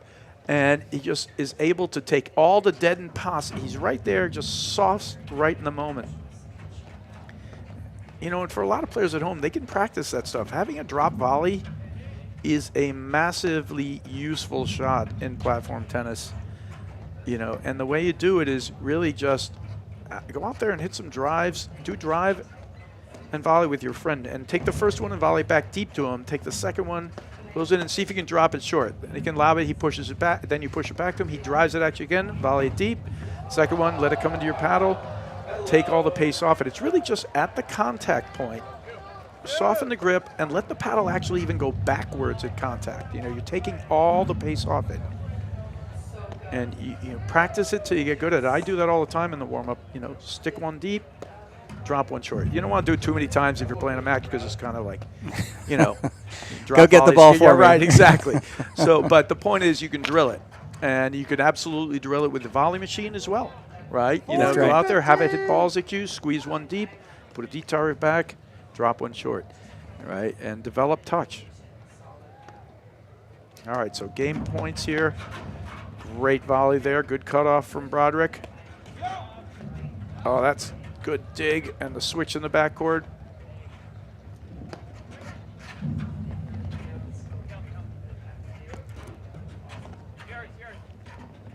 Yeah, sort of a must-win game, 40-15. you got to get on the scoreboard and got to figure out how to make Randt Mitchell think that you're still in the match, right? This is absolutely. Yeah. And, you know, it's not like it's been a lot, but we're seeing the ever so slight, a couple of little cracks. You know, 2 Mitchell volleys missed before, 1 here, you know, little spots. And, you know, got to capitalize, right? And you got to stay here. You got to keep it a little close, get this first game. It's definitely not over. This thing turn again. You know, we've just had, you know, 8 games in a row, basically, you know, from Randt and Mitchell. Stop the bleeding. Stop the mistakes, you know, tighten up the way you're playing it. Randt and Mitchell have never, even at the height of their powers, right, have never been immune to having lulls, right? Yeah. The issue was nobody could beat them when they didn't have a lull, right? You know, like they were winning so many points on the other end of it, you know, so, but they've never been immune to a lull, right? And there's a miss there wide, perfect, exactly what they're looking for. This is where the comeback sort of starts. And it starts in this game here. Play that perfect game. Don't lob out. Last game, 2 lobs out or whatever it was, 1 push drive out. Let's go. Let's make him win it. Because right there, he tried to win it and he made a mistake. And that's where it starts. This is where it starts for these guys.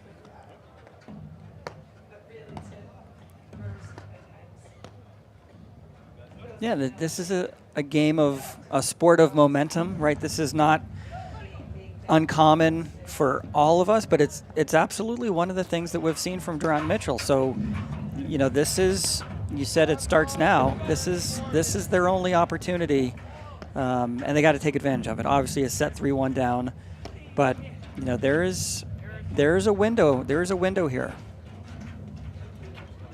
Great shot there from Broderick as he carves one low into the screen. Basically just pulls Randt off the screen. He can't come up with that. Great dig. You know, quietly, how many errors do you think Christian has made, actually?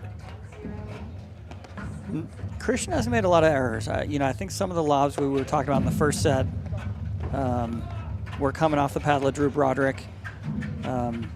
Christian's playing a very controlled match. I mean, he's... Oh, it's a good look for Broderick. You heard him with the first one.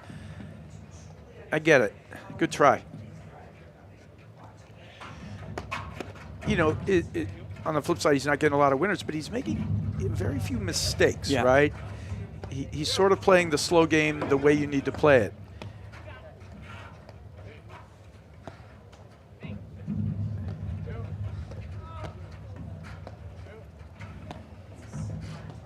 Now, is he affecting the match? Not so much. But it doesn't matter because if your strategy is to not miss, he is not missing for the most part, you know. Yeah. Yeah, to your point, coming into this set, they had to do what they do better.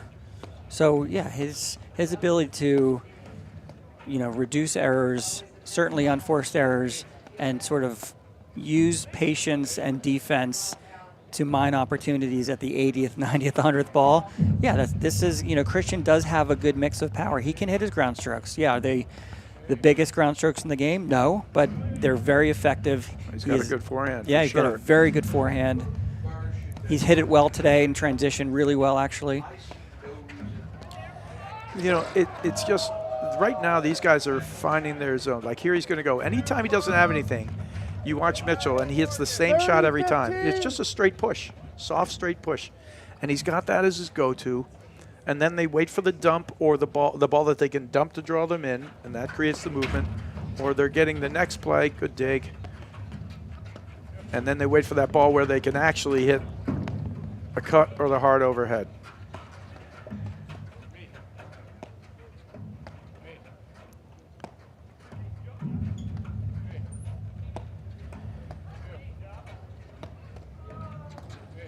And in a lot of cases, you know, Broderick will look for a specific result and a specific shot, and he'll do things till he gets that result.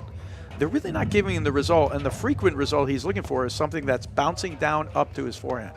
They've given him 0 of that. Yeah. And I think he's falling trapped to his own thing. They're not giving it to him, and then he's eventually trying like this 3/4 pace drive or 50% ball, and really, has it been that successful? No. Not yet, right? Yeah, not yet. So I mean, and if anything, it's been a loss lead, you know, like not a gain of points, right? So it's more like if they don't give you the result that you want, and they're never giving it to you, well, I guess you can just keep waiting longer. But he's not necessarily waiting longer. There he won the point. He didn't force that error. He just won the point, right? You know. Yeah, Johan's shot clock expired. I mean, you can. Well, he went for a shot that he made before, and he could do it, and I get it. And maybe this is, like we said, this is going to be the comeback gets fueled from this. If right now Randt misses another cutter right here and it's 30-40, and they somehow sneak this break in here, you know, result achieved, right? You know, yeah, you know, meaning, but the result isn't achieved because of the winning shots from the other end. The result is achieved because these guys finally missed some balls, right? And yeah, they're trying to hit a little bit more to Stephen Mitchell. You talked about his push, you know, dump volley, that volley we just saw there. The one they need to get the errors from is Randt. So you could argue it's risk reward because Durant's the one with the creativity and, you know, tactically, you know, directing how he's going to play the point, try to win the point. But if they can't get Johan Randt missing, then this is going to be a long battle. Yeah, well, they got him in the last point. Yeah. And I could even fault him. It was a decent try. I get it. You know, I think in a long roundabout way that we're kind of saying it is we need Mitchell and Durant's level to drop for this to happen, right? Yeah. You know what I mean? Like it's almost like we're counting on that. But in order to have it, they have to play flawless defense because the longer you play, the more opportunity for their level to drop sort of exists is really what it amounts to. You know, it's not that they're going to be forcing them that much more. I mean, we're not even playing in transition now or anything, and these guys aren't even forcing transition that much. Yeah. 40, and then we finally get a little bit of a seam and a missed overhead, and those are the killers, right? That was the moment right there. That can't happen for Broderick and Christian. You know, if they're going to play that style, they can't miss that over, that lob, right? Yeah. You know, it's got to happen the other way around for the comeback to make any headway.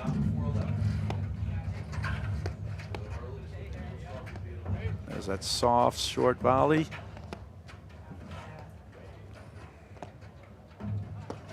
Four ground strokes off the paddle of Drew Broderick.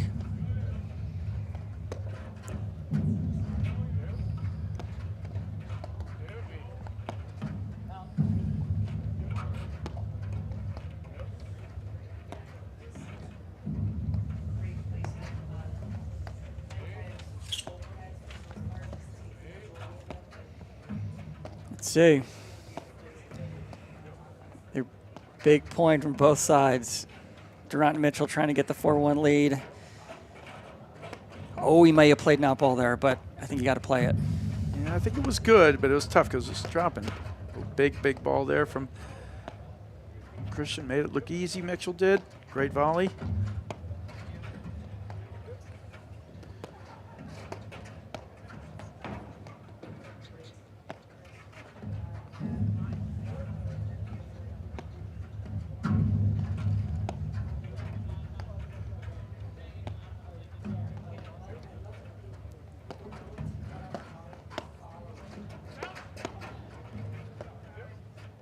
Yeah, some of these guys, the volleys have gotten so good by some teams, and Durant and Mitchell's one of them. You know, and it's no surprise that the teams at the absolute top of the game are the best volleying teams in the country. Yeah. You know, Nunez Powers, they're like brick walls. There's the hard one, the chase. This one, they got a good look at it. Oh, nice. Back to square one. You know, Christian gave Durant the down up, and you know, it was really not in the zone for Durant, but he just put a paddle on it, right? He created an opportunity, put it on the court, didn't try and win it.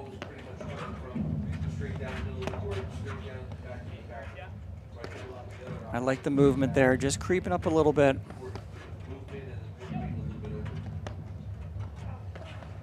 Yeah, that backhand drive off the screen from Mitchell's a great shot. There you see an early transition back from Christian. He does not want to mess around. You know, to me, he's been on point with the whole type of no-miss strategy, meaning he could come in and volley that, but if he doesn't hit a good volley, now he's up there and they're attacking him. He's already taken that out of play by going back. Now we're square one, but it's sort of on the brand, you know.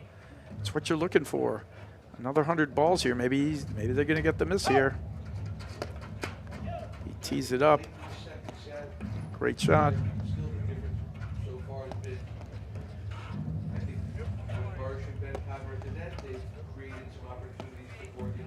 Yeah, we were getting back to it, and then, you know, like you take McNerney and Morgan, one of the best volleying teams in the country. You take, you know, Randt and Mitchell, one of the best volleying teams in the country. You take Regalado, Salazar, best volleying teams in the country.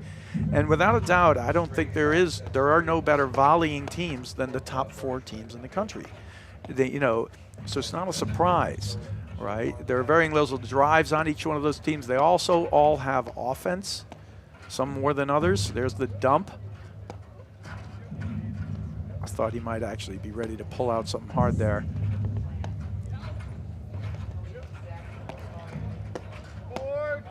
You know, it's unique that sometimes with Randt, like he's hit the 4 and they were all winners, but didn't it feel like they also were tone setters and momentum shifters? Yeah. And then he puts it, it's almost like he puts it back in his pocket. He uses it for this moment as a tone setter and a momentum shifter. But why wouldn't you use it again right now, right? You know, or maybe that's all it is for him. A lot maybe in the second set. He hasn't used it as much as he did in the first set. I don't think he's used it at all since he made the move at 3-1, right? Yep. That's when he moved. He made like 4 winners there in about a 2-3 game span. We haven't seen it since. I mean, he's hitting different shots. He's hit some cuts. He's done some other things. But, you know, it's one of those shots that,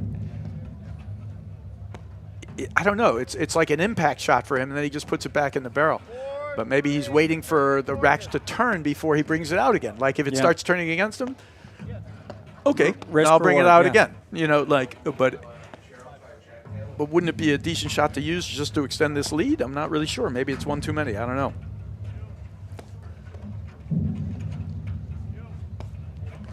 Yeah, Johan's gotten that ball exactly where he wants it, and he's just holding it. He's not pulling the trigger yet.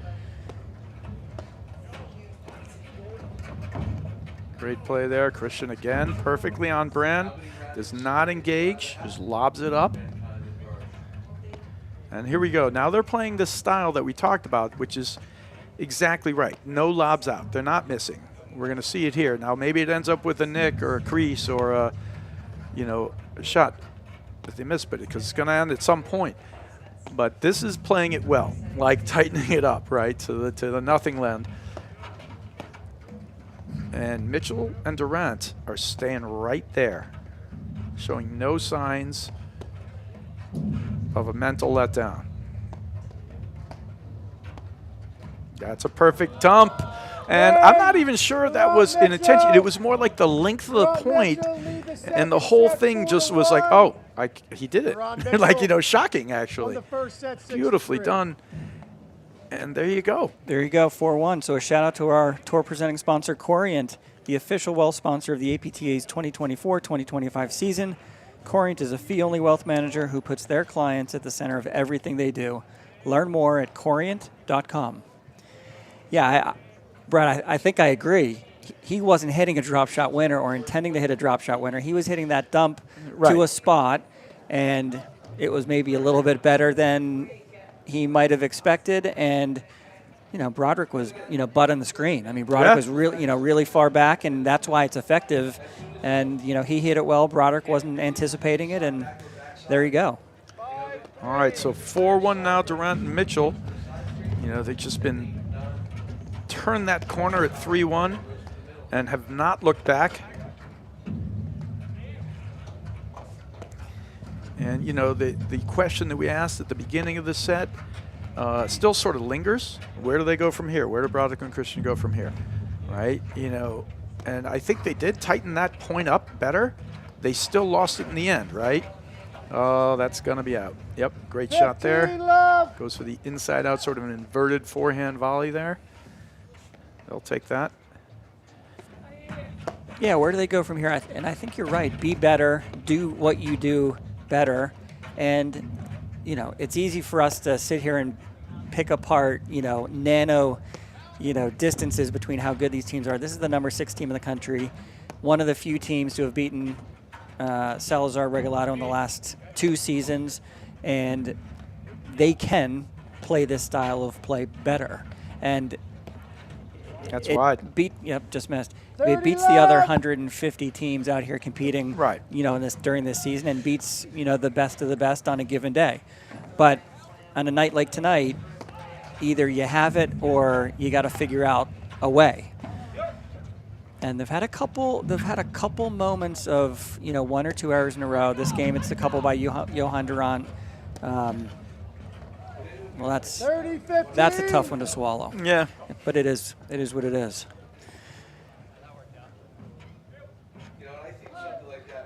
Good shot at Drew Broderick there.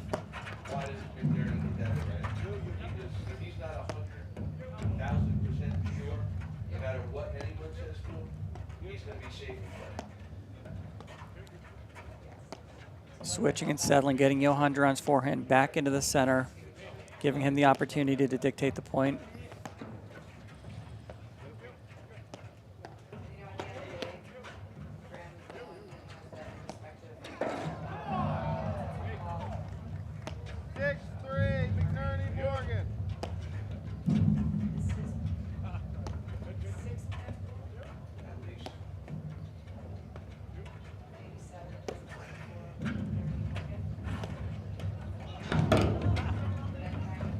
Oh, beautiful cut finish there for Durant. Yeah, it's a 1-2 punch, right? He hits the swinger, medium pace, right at Broderick, gets a defensive shot, and yeah, very difficult to defend. Christian was good to get a paddle on it.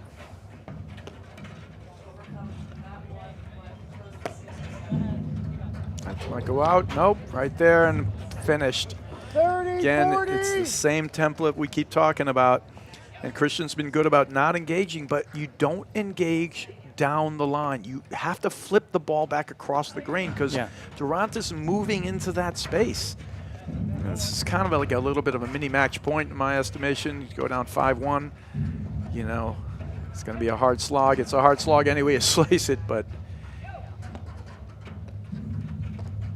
in some levels, there have to be, when you play this margin game, and the other team's not giving you something. First of all, it's just not likely you're going to win, right? You know, because it's a requirement that this strategy gets errors from the other team. And if they don't give them to you, you're in a losing proposition, whether it takes an hour or an hour and a half or 3 hours, right? It's still a losing proposition. Great shot there. And that's a huge, huge ball there from Broderick at a huge moment. And, you know, but if they don't get those errors, you know, the next play is, though, you're going to need a couple of tendencies to understand. Like, you cannot drive into the open space. You've got to drive behind. And you have to have that, like, burned into your brain before it's happening. Right, you have to react that way because you're not naturally ingrained to do that, right? You know what I mean? Everybody's like, oh, open space, I hit to the open space. Look, you play Durant. You don't hit to the open space. Yeah. You play McNerney. You do not hit to the open space. You hit where they are. That's it. You play, you know, in the old days, Juan Araya. Yeah. It's not even that. They're moving regardless. Go there, period. You know, end of story. Don't even worry about it. They're going to move. All right, so you can hear that on our live stream there coming across. McNerney Morgan pulls through there in the semifinals against the winners here. So, you know, great match and a great tournament there for Burish and Bentheim. That's a good, solid team. Hope to see more of them in the future because it's a nice marriage of defense and offense. Back to Deuce here. All right, a little bit of a loose shot there.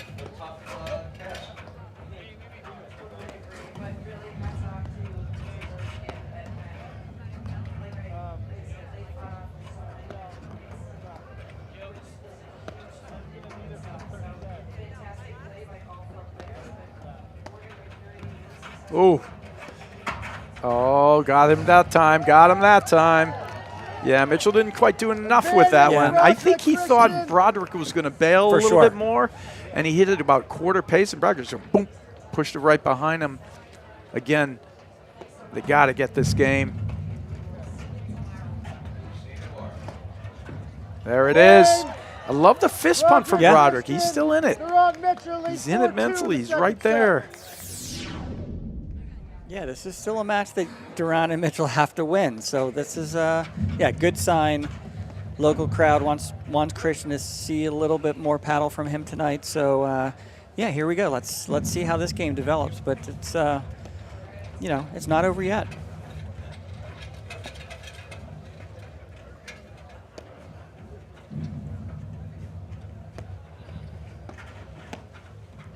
No, that was a huge game to me. At 5-1 down, that was a match point almost. Yeah. This is manageable. We're still in it. Got to keep it at least close. Hang tough in there.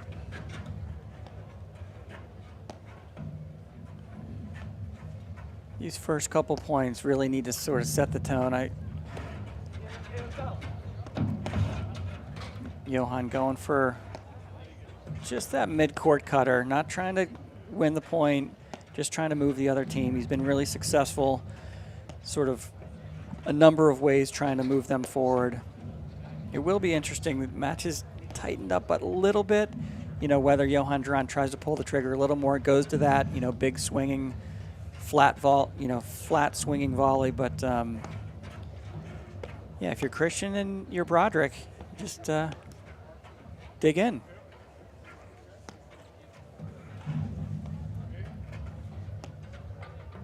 And that's the go-to. Mitchell's like, if he doesn't have a shot there, he just pushes it straight, maybe down the middle, and then wait for the opportunity for the Durant cutter. And Mitchell there sees a little bit of a spot, just perfect little push volley behind. Love 15. Got a little jumpy on that one. He was. Pushed His it feet too were moving. much. Yeah. Too much. All right, if you're Broderick and Christian, this is where you got to smell like, all right, we got, you know, droplets of blood in the water, whatever that is. You know, we got to be like sharks out here. We're giving literally nothing. We got a drop of blood. These guys want to finish this thing. That's it might go. And there's another one. 30. Beautiful shot there, Christian. Crowd getting rowdy, Steve-O. And he hit it where Johan was, right? You didn't overthink it, just hit the right ball at the right pace. Just completely handcuffed Johan Durant.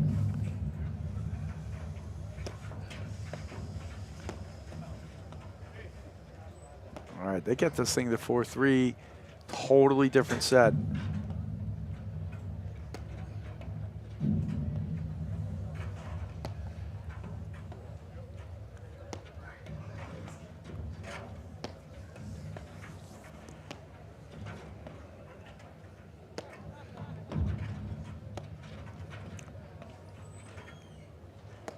So we've still only seen, Steve, the little bit of rollers, mild pace changes, and the bit cutters, right? This thing gets to 4-3, 4-4. I think we see the hard overhead again, and he's going to reestablish some sort of tone. I think that's how he uses it. He doesn't think about doing it unless it's like a tone setter or a changer, a momentum changer. 15-30. Yeah, just missed. All right, keep plugging away here for Broderick and Christian.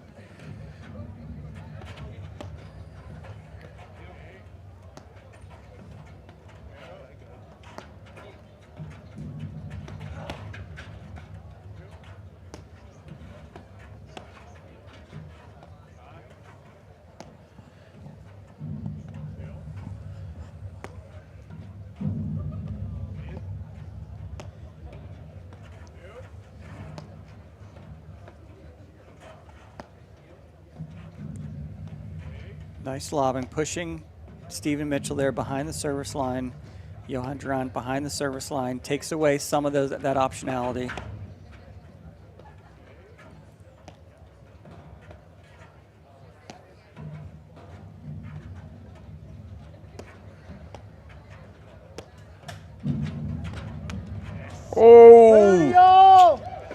Didn't mind the attempt, but you can really hit that past Johan Durant. You just clip the top of the net there. I think this is the absolute time for best practices. And I think, how many two-handed backhands have we seen Christian play this entire match? 40-30. Oh, wow. Called out and confirmed. Called out and confirmed, yep. Yeah, so it's hard for us to see that in the action. I didn't really have a feel if that was in or out. I was just surprised to see the point start. So taking that first 2 points in this game, 3 in a row now for Durant and Mitchell. And like we were just about to talk about, I was saying is how many two-handed backhands has Christian hit in this match? 0 or yeah, 1? Right. One? That was it. So I'm saying the only thing about it, look, if he makes it, it's like a no harm, no foul. Was it that hard a ball? Not really. Point is, there's no room. Why? There's no room left for Broderick and Christian here, right? And I understand. Look, being that disciplined where you don't take that ball hard, I get it. But it's a time for only best practices for these guys. They got nothing else except play this perfect. Yeah. You know, like, and you got a couple little spots in there. You could smell a tiny bit of blood in the water, and then you just give back some points, right? And see, that's it. They get the blood in the water, and then you give it back, right? You know, and then you go to it, and you go to the two-handed backhand, which you haven't hit all match. That's not best practices. Now, it's difficult to achieve that, right? But for these guys, this is the only option they got. Yeah, and in the moment, they don't appreciate how close 4-3 is at this point in time, right? Love 30, a chance to sort of get a little momentum to 4-3. Anything can happen at 4-3, and they took a lot of chances, right? They swung at a lot of balls. They missed playing offensively on really, really hard balls. So they sort of got the set to a place where they could do something with it, and then sort of abandoned. They abandoned what's gotten them to who they are. So 6-3, 5-2. You're Mitchell, Durant. You're going to play very smart paddle. You're going to hopefully entice the other team to do a little more of what they did in that last game. Yeah, they're just going to keep waiting for that. There's a perfect short ball. Whoa, what a dig there from Christian. Beautifully done. Those guys were sort of counting on that point, but great scoop. Beautiful ball. They transitioned back nicely. Didn't get caught trying to reach for it, but what a shot. Let's see if we can get a quick replay there. Producer Jake nodding his head. The guy, Steve, is on his game. On it. He's on his game. What can you say about Jake? Everything. Everything. Other than week in and week out, making us look good. He is just, yeah, I am speechless, in fact. Rare moments. Jake, well done.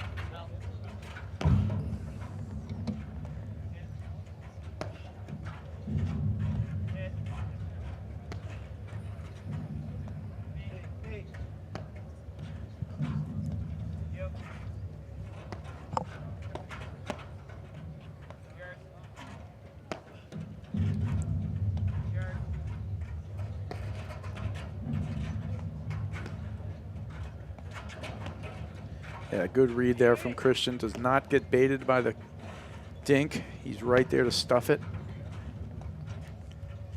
Really nice dig there by Johan Durant.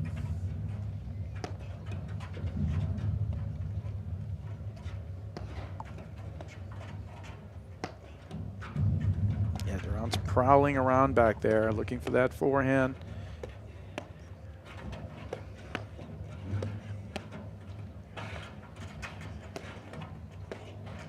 Oh, gets a little ahead of that ball. It was there for him. It was there, yep. Look let's at see that, the little flipper. Yeah, great shot. Mitchell was frozen. Great dig there by Tomas Christian. All right, so terrific point there. Broderick and Christian playing the style they need to. Hanging in there, and Durant takes a good ball. He just misses it.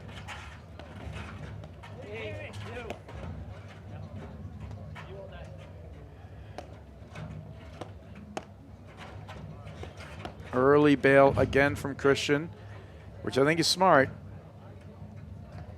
It's great. He slow played that lob. He's just waiting. Hide it and slow play. Yep, that is exactly what he did. He's just waited back there, stood in front of it, and he almost made you think, is he calling it out or not calling it? He's not saying a word, but so you got to keep playing it. But it's a unique kind of situation. All right, big ball there.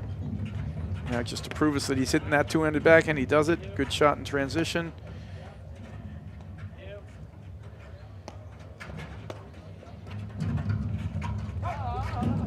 All right. 30-15. He went from batting all right. I'm not really batting sure. 500 to now put it back away. But this is what Durant and Mitchell have tried to do the whole night. Find ways to speed points up. That's a great little stuff. Yep. Kind of like mini overhead volley. All right, 2 game points here for Broderick Christian hanging around. Can they get one more chance to see if they can get the break and stay in the set? Broderick making some moves at the net. See what we can achieve.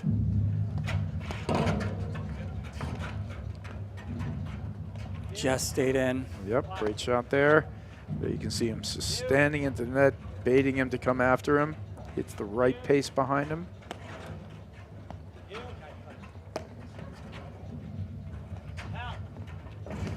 That's a spotted overhead, perfectly done. That's out. All right, so there it is. They're still here. Fighting on, Broderick and Christian. Second set. This is the last match of the night. And a beautiful strike there from Christian. Up high and inside on Randt. About 15. And there's some supporters out there. You said before, you know, he used to work here in Philly. And now he's up in Jersey and has been for years, but hometown kind of homegrown favorite.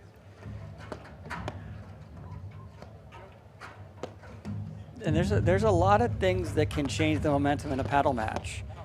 And, you know, there you go. We mentioned Christian's ground strokes aren't huge. That one was huge. That was a monster. Correct. He's got a great forehand. That was a huge forehand. And sometimes going at the net player is the right spot, right? Sure. It's not, you know, you're not targeting somebody, you're not going after somebody, it's not personal. It's just sometimes the right spot. If you use it selectively at the right times. And Christian held on to that one and absolutely lasered it. And to, you know, 20 or 30 shots later, Johan Randt pushes a forehand volley wide. Yeah, and you know, again, love 30. This is exactly what they had in the last game, and then they proceeded to lose the next 4 points, and a couple of them are a little bit questionable. So let's see if they just lock this thing down, because Durant and Mitchell do not want to have to keep playing these games. They want to finish this thing, but at the same time, if they get too jumpy about it and try to finish it too fast, they could be the ones opening a little window for these guys to make their comeback. You know, there's been a couple of really just crucial moments. First, you know, they got it. You know, the 3-love could have been worse, right? They could have gone down to 4-love. They squeaked that game out, get that one. Then they go down 4-1, and right there it could have been 5-1. They had point for 5-1. They take that one, so they're just hanging enough around, right? They got up love 30 the game before, and they just thrown a couple of ill-advised shots. And we're right back in the same situation here. They just got to lock down their strategy and tactics. And that's the exact ball that Broderick wants. So I have zero problem with that. Keep hitting that all day.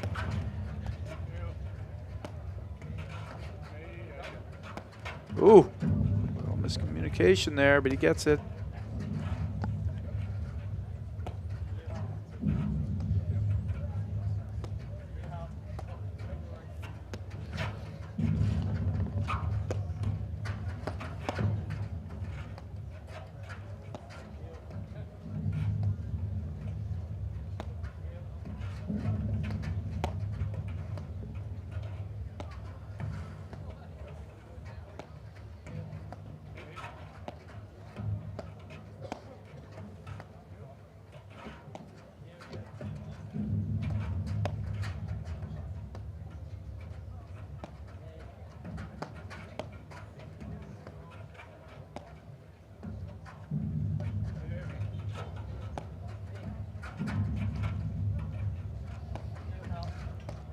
All right, this has the makings of that kind of point that just no one's going to miss. No one's pulling the trigger. Right.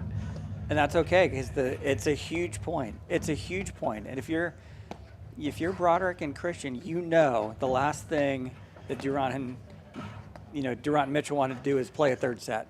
So there's a little bit more pressure on them. They need to make something happen to win the point, right? And if Christian and Broderick can sort of stay in their zone, do what they do well, yeah, they can move this match pace back to where they want it. You know, even though they've had a couple opportunities, it's been a bit of a fast-paced set if you're Broderick and Christian. So this is what they like right here.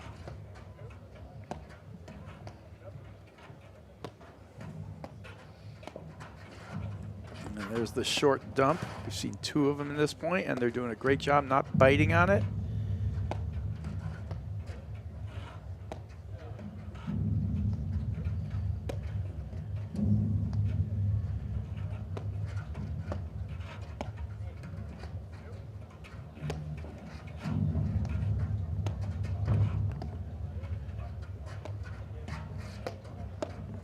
Ooh.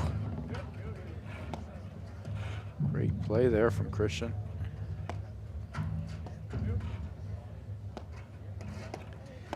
Yeah, this is the moment here for Broderick and Christian. There is no room left.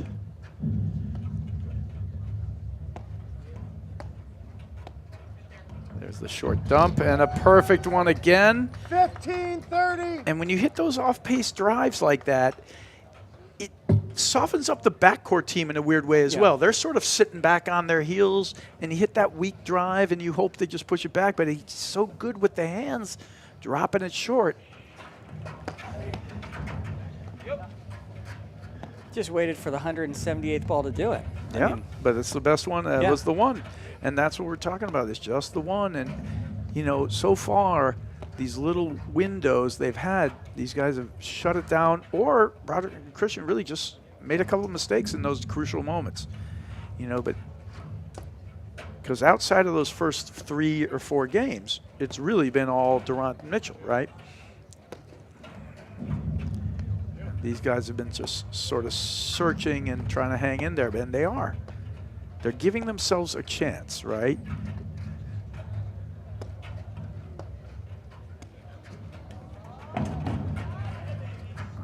Too good there. Doesn't catch him on the misdirect volley there. Yeah, Christian just did enough with it to get it over the net, dropped a little lower. Durant was ready for creativity mode and didn't have a lot of options there, but great defense by Tomas Christian.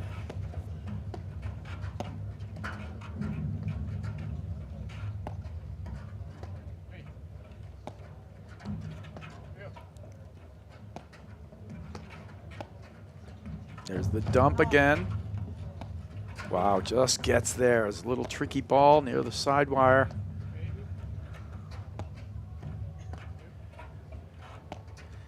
And we're also seeing, you know, we talked about the, you know, it's no surprise. There's an unload. And what a volley from Mitchell with the hand slap. And it is 30 all. 30 all. Massive forehand. Let's take another look at that. And an even better volley. Here it comes. Massive. Boom. Right behind him. But that's why you bait that other team. If you can defend it, you know, Christian hit an unbelievable forehand, but he was a little bit out of position, right? And that's why these teams who can defend from the net and have this level of volley that Mitchell and Durant have hit those little dump shots. They try to bring that team forward. But I think I need to take back what I said earlier in the match, that Christian doesn't have a huge forehand. He's got a big forehand. He's just very selective in when he brings it out. Yeah, it's not just like, it's not one of these naturally big forehands that comes from a no position. He's got to, like, unload it, right? It, you know, like, right. You know, some of these other ones, like, you know, take a Durant or Powers, they unload it with, like, a minimum of effort, right? You know, just boom. And then they lace it. He's actually taking, like, a full cut. You know, that's the only difference, really, with it, which means he can't use it in all situations. It's almost like he's just bringing it out then. But going back to, we were talking about some of the best volleying teams in the country, and that is out, and we are 40, at 30. Match point now. And again, 30 love down. The difference here, though, is you know, Broderick and Christian are giving these ones back. You know, they're just taking them, Randt and Mitchell. So match point here. Oh! Can he dig it? No way. And there's some good fortune for a 4-time national champion, Drew Broderick. You take it, right? Every advantage you can get. Heck yeah, you do. Crowd wants more. Crowd wants more. So this short dump volley is being used by a bunch of teams. You'll see, and about a bunch of the best volleying teams in the country. We sort of earmarked them as the 4 best, you know, teams in the country. The teams seeded 1 through 4 here are the best volleying teams in the country. And they'll frequently all use a version of this short volley. Like you come at them, they hit the drive, you know, they volley it back, but they're not always trying to volley it deep. Frequently, they'll just go dead volley, short, and they want you to have to come in and hit up at them and engage in a volley thing, in a volley kind of transition or play, because they are the best volleying teams in the country. So they want to get into the exchange. Oh, what an absolute He's hands. there, though. Beautifully done. That was just out by an inch. Half a ball, quarter of a ball. Not even. Advantage. But Durant perfectly Mitchell. read, and match point number 2 now for Durant and Mitchell. Very tight, but it was Now, out. no, and that's how it ends. He goes for the return, Steve. Durant Mitchell. Close. It was close. They were within a point or two, a turn in the tables on the second set, 3 or 4 different times. It was a great, well-played match. Durant and Mitchell, they're feeling their game, right? They're coming to the Nationals from Short Hills with some confidence. They played a great match. We knew it was going to be a long battle. Broderick and Christian, had their opportunities, but yeah, kudos to, one of the top teams in the history of our sport. And we're going to see them tomorrow against McNerney and Morgan, who they just squared off with in the finals of Short Hills. So great round of matches tomorrow. It is Super Saturday here at the Philadelphia Nationals. Semifinals and finals of the men's and women's. We'll see everybody tomorrow. Women's at 8:30. Men will follow semifinals at 11, and then 2 and 5:30, I think, for the final. So it's, good day, the best of the best, both men's and women's. So stay tuned, everybody. Want to see how volley can transform training at your club? We've got a great offer for you. Gather 30 of your club friends, and you'll get a free 30-day trial of volley. Experience firsthand how Volley's trainer can help everyone improve. Increase reps and track your progress, all while training smarter. Don't miss out. Visit getvolley.com and unlock your club's full potential with a 30-day free trial. At Corient, wealth management begins and ends with you. We believe the more personal the solution, the more powerful the result. We treat your goals as our own. We never lose focus on the life you want to build. And our experienced advisors design custom-built strategies to help you get there. It's time for a wealth management experience as sophisticated as you are. It's time for Corient. You know you have an account with Philadelphia. A, they're covered properly. The policy is second to none. And B, you're going to have no service issues, whether it's inspections, claims, billing, whatever the problem may be, they're on top of it. I love working with Philadelphia insurance companies. It's easy doing business with them. They make us look good. It's a cultural thing with Philadelphia. Everybody is there for you.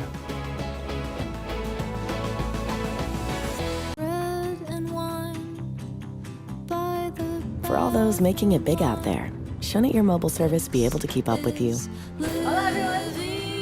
Get Wi-Fi speeds up to a gig at home and on the go. Introducing Power Boost, only from Xfinity Mobile. Now that's big. Xfinity Internet customers, cut your mobile bill in half versus T-Mobile, Verizon, and AT&T for your first year. Plus, ask how to get the new Samsung Galaxy S25 Plus on us. Total Platform Tennis, the country's leader in court construction and facilities design, is now offering modular warming huts. Here is a sample of what we can provide.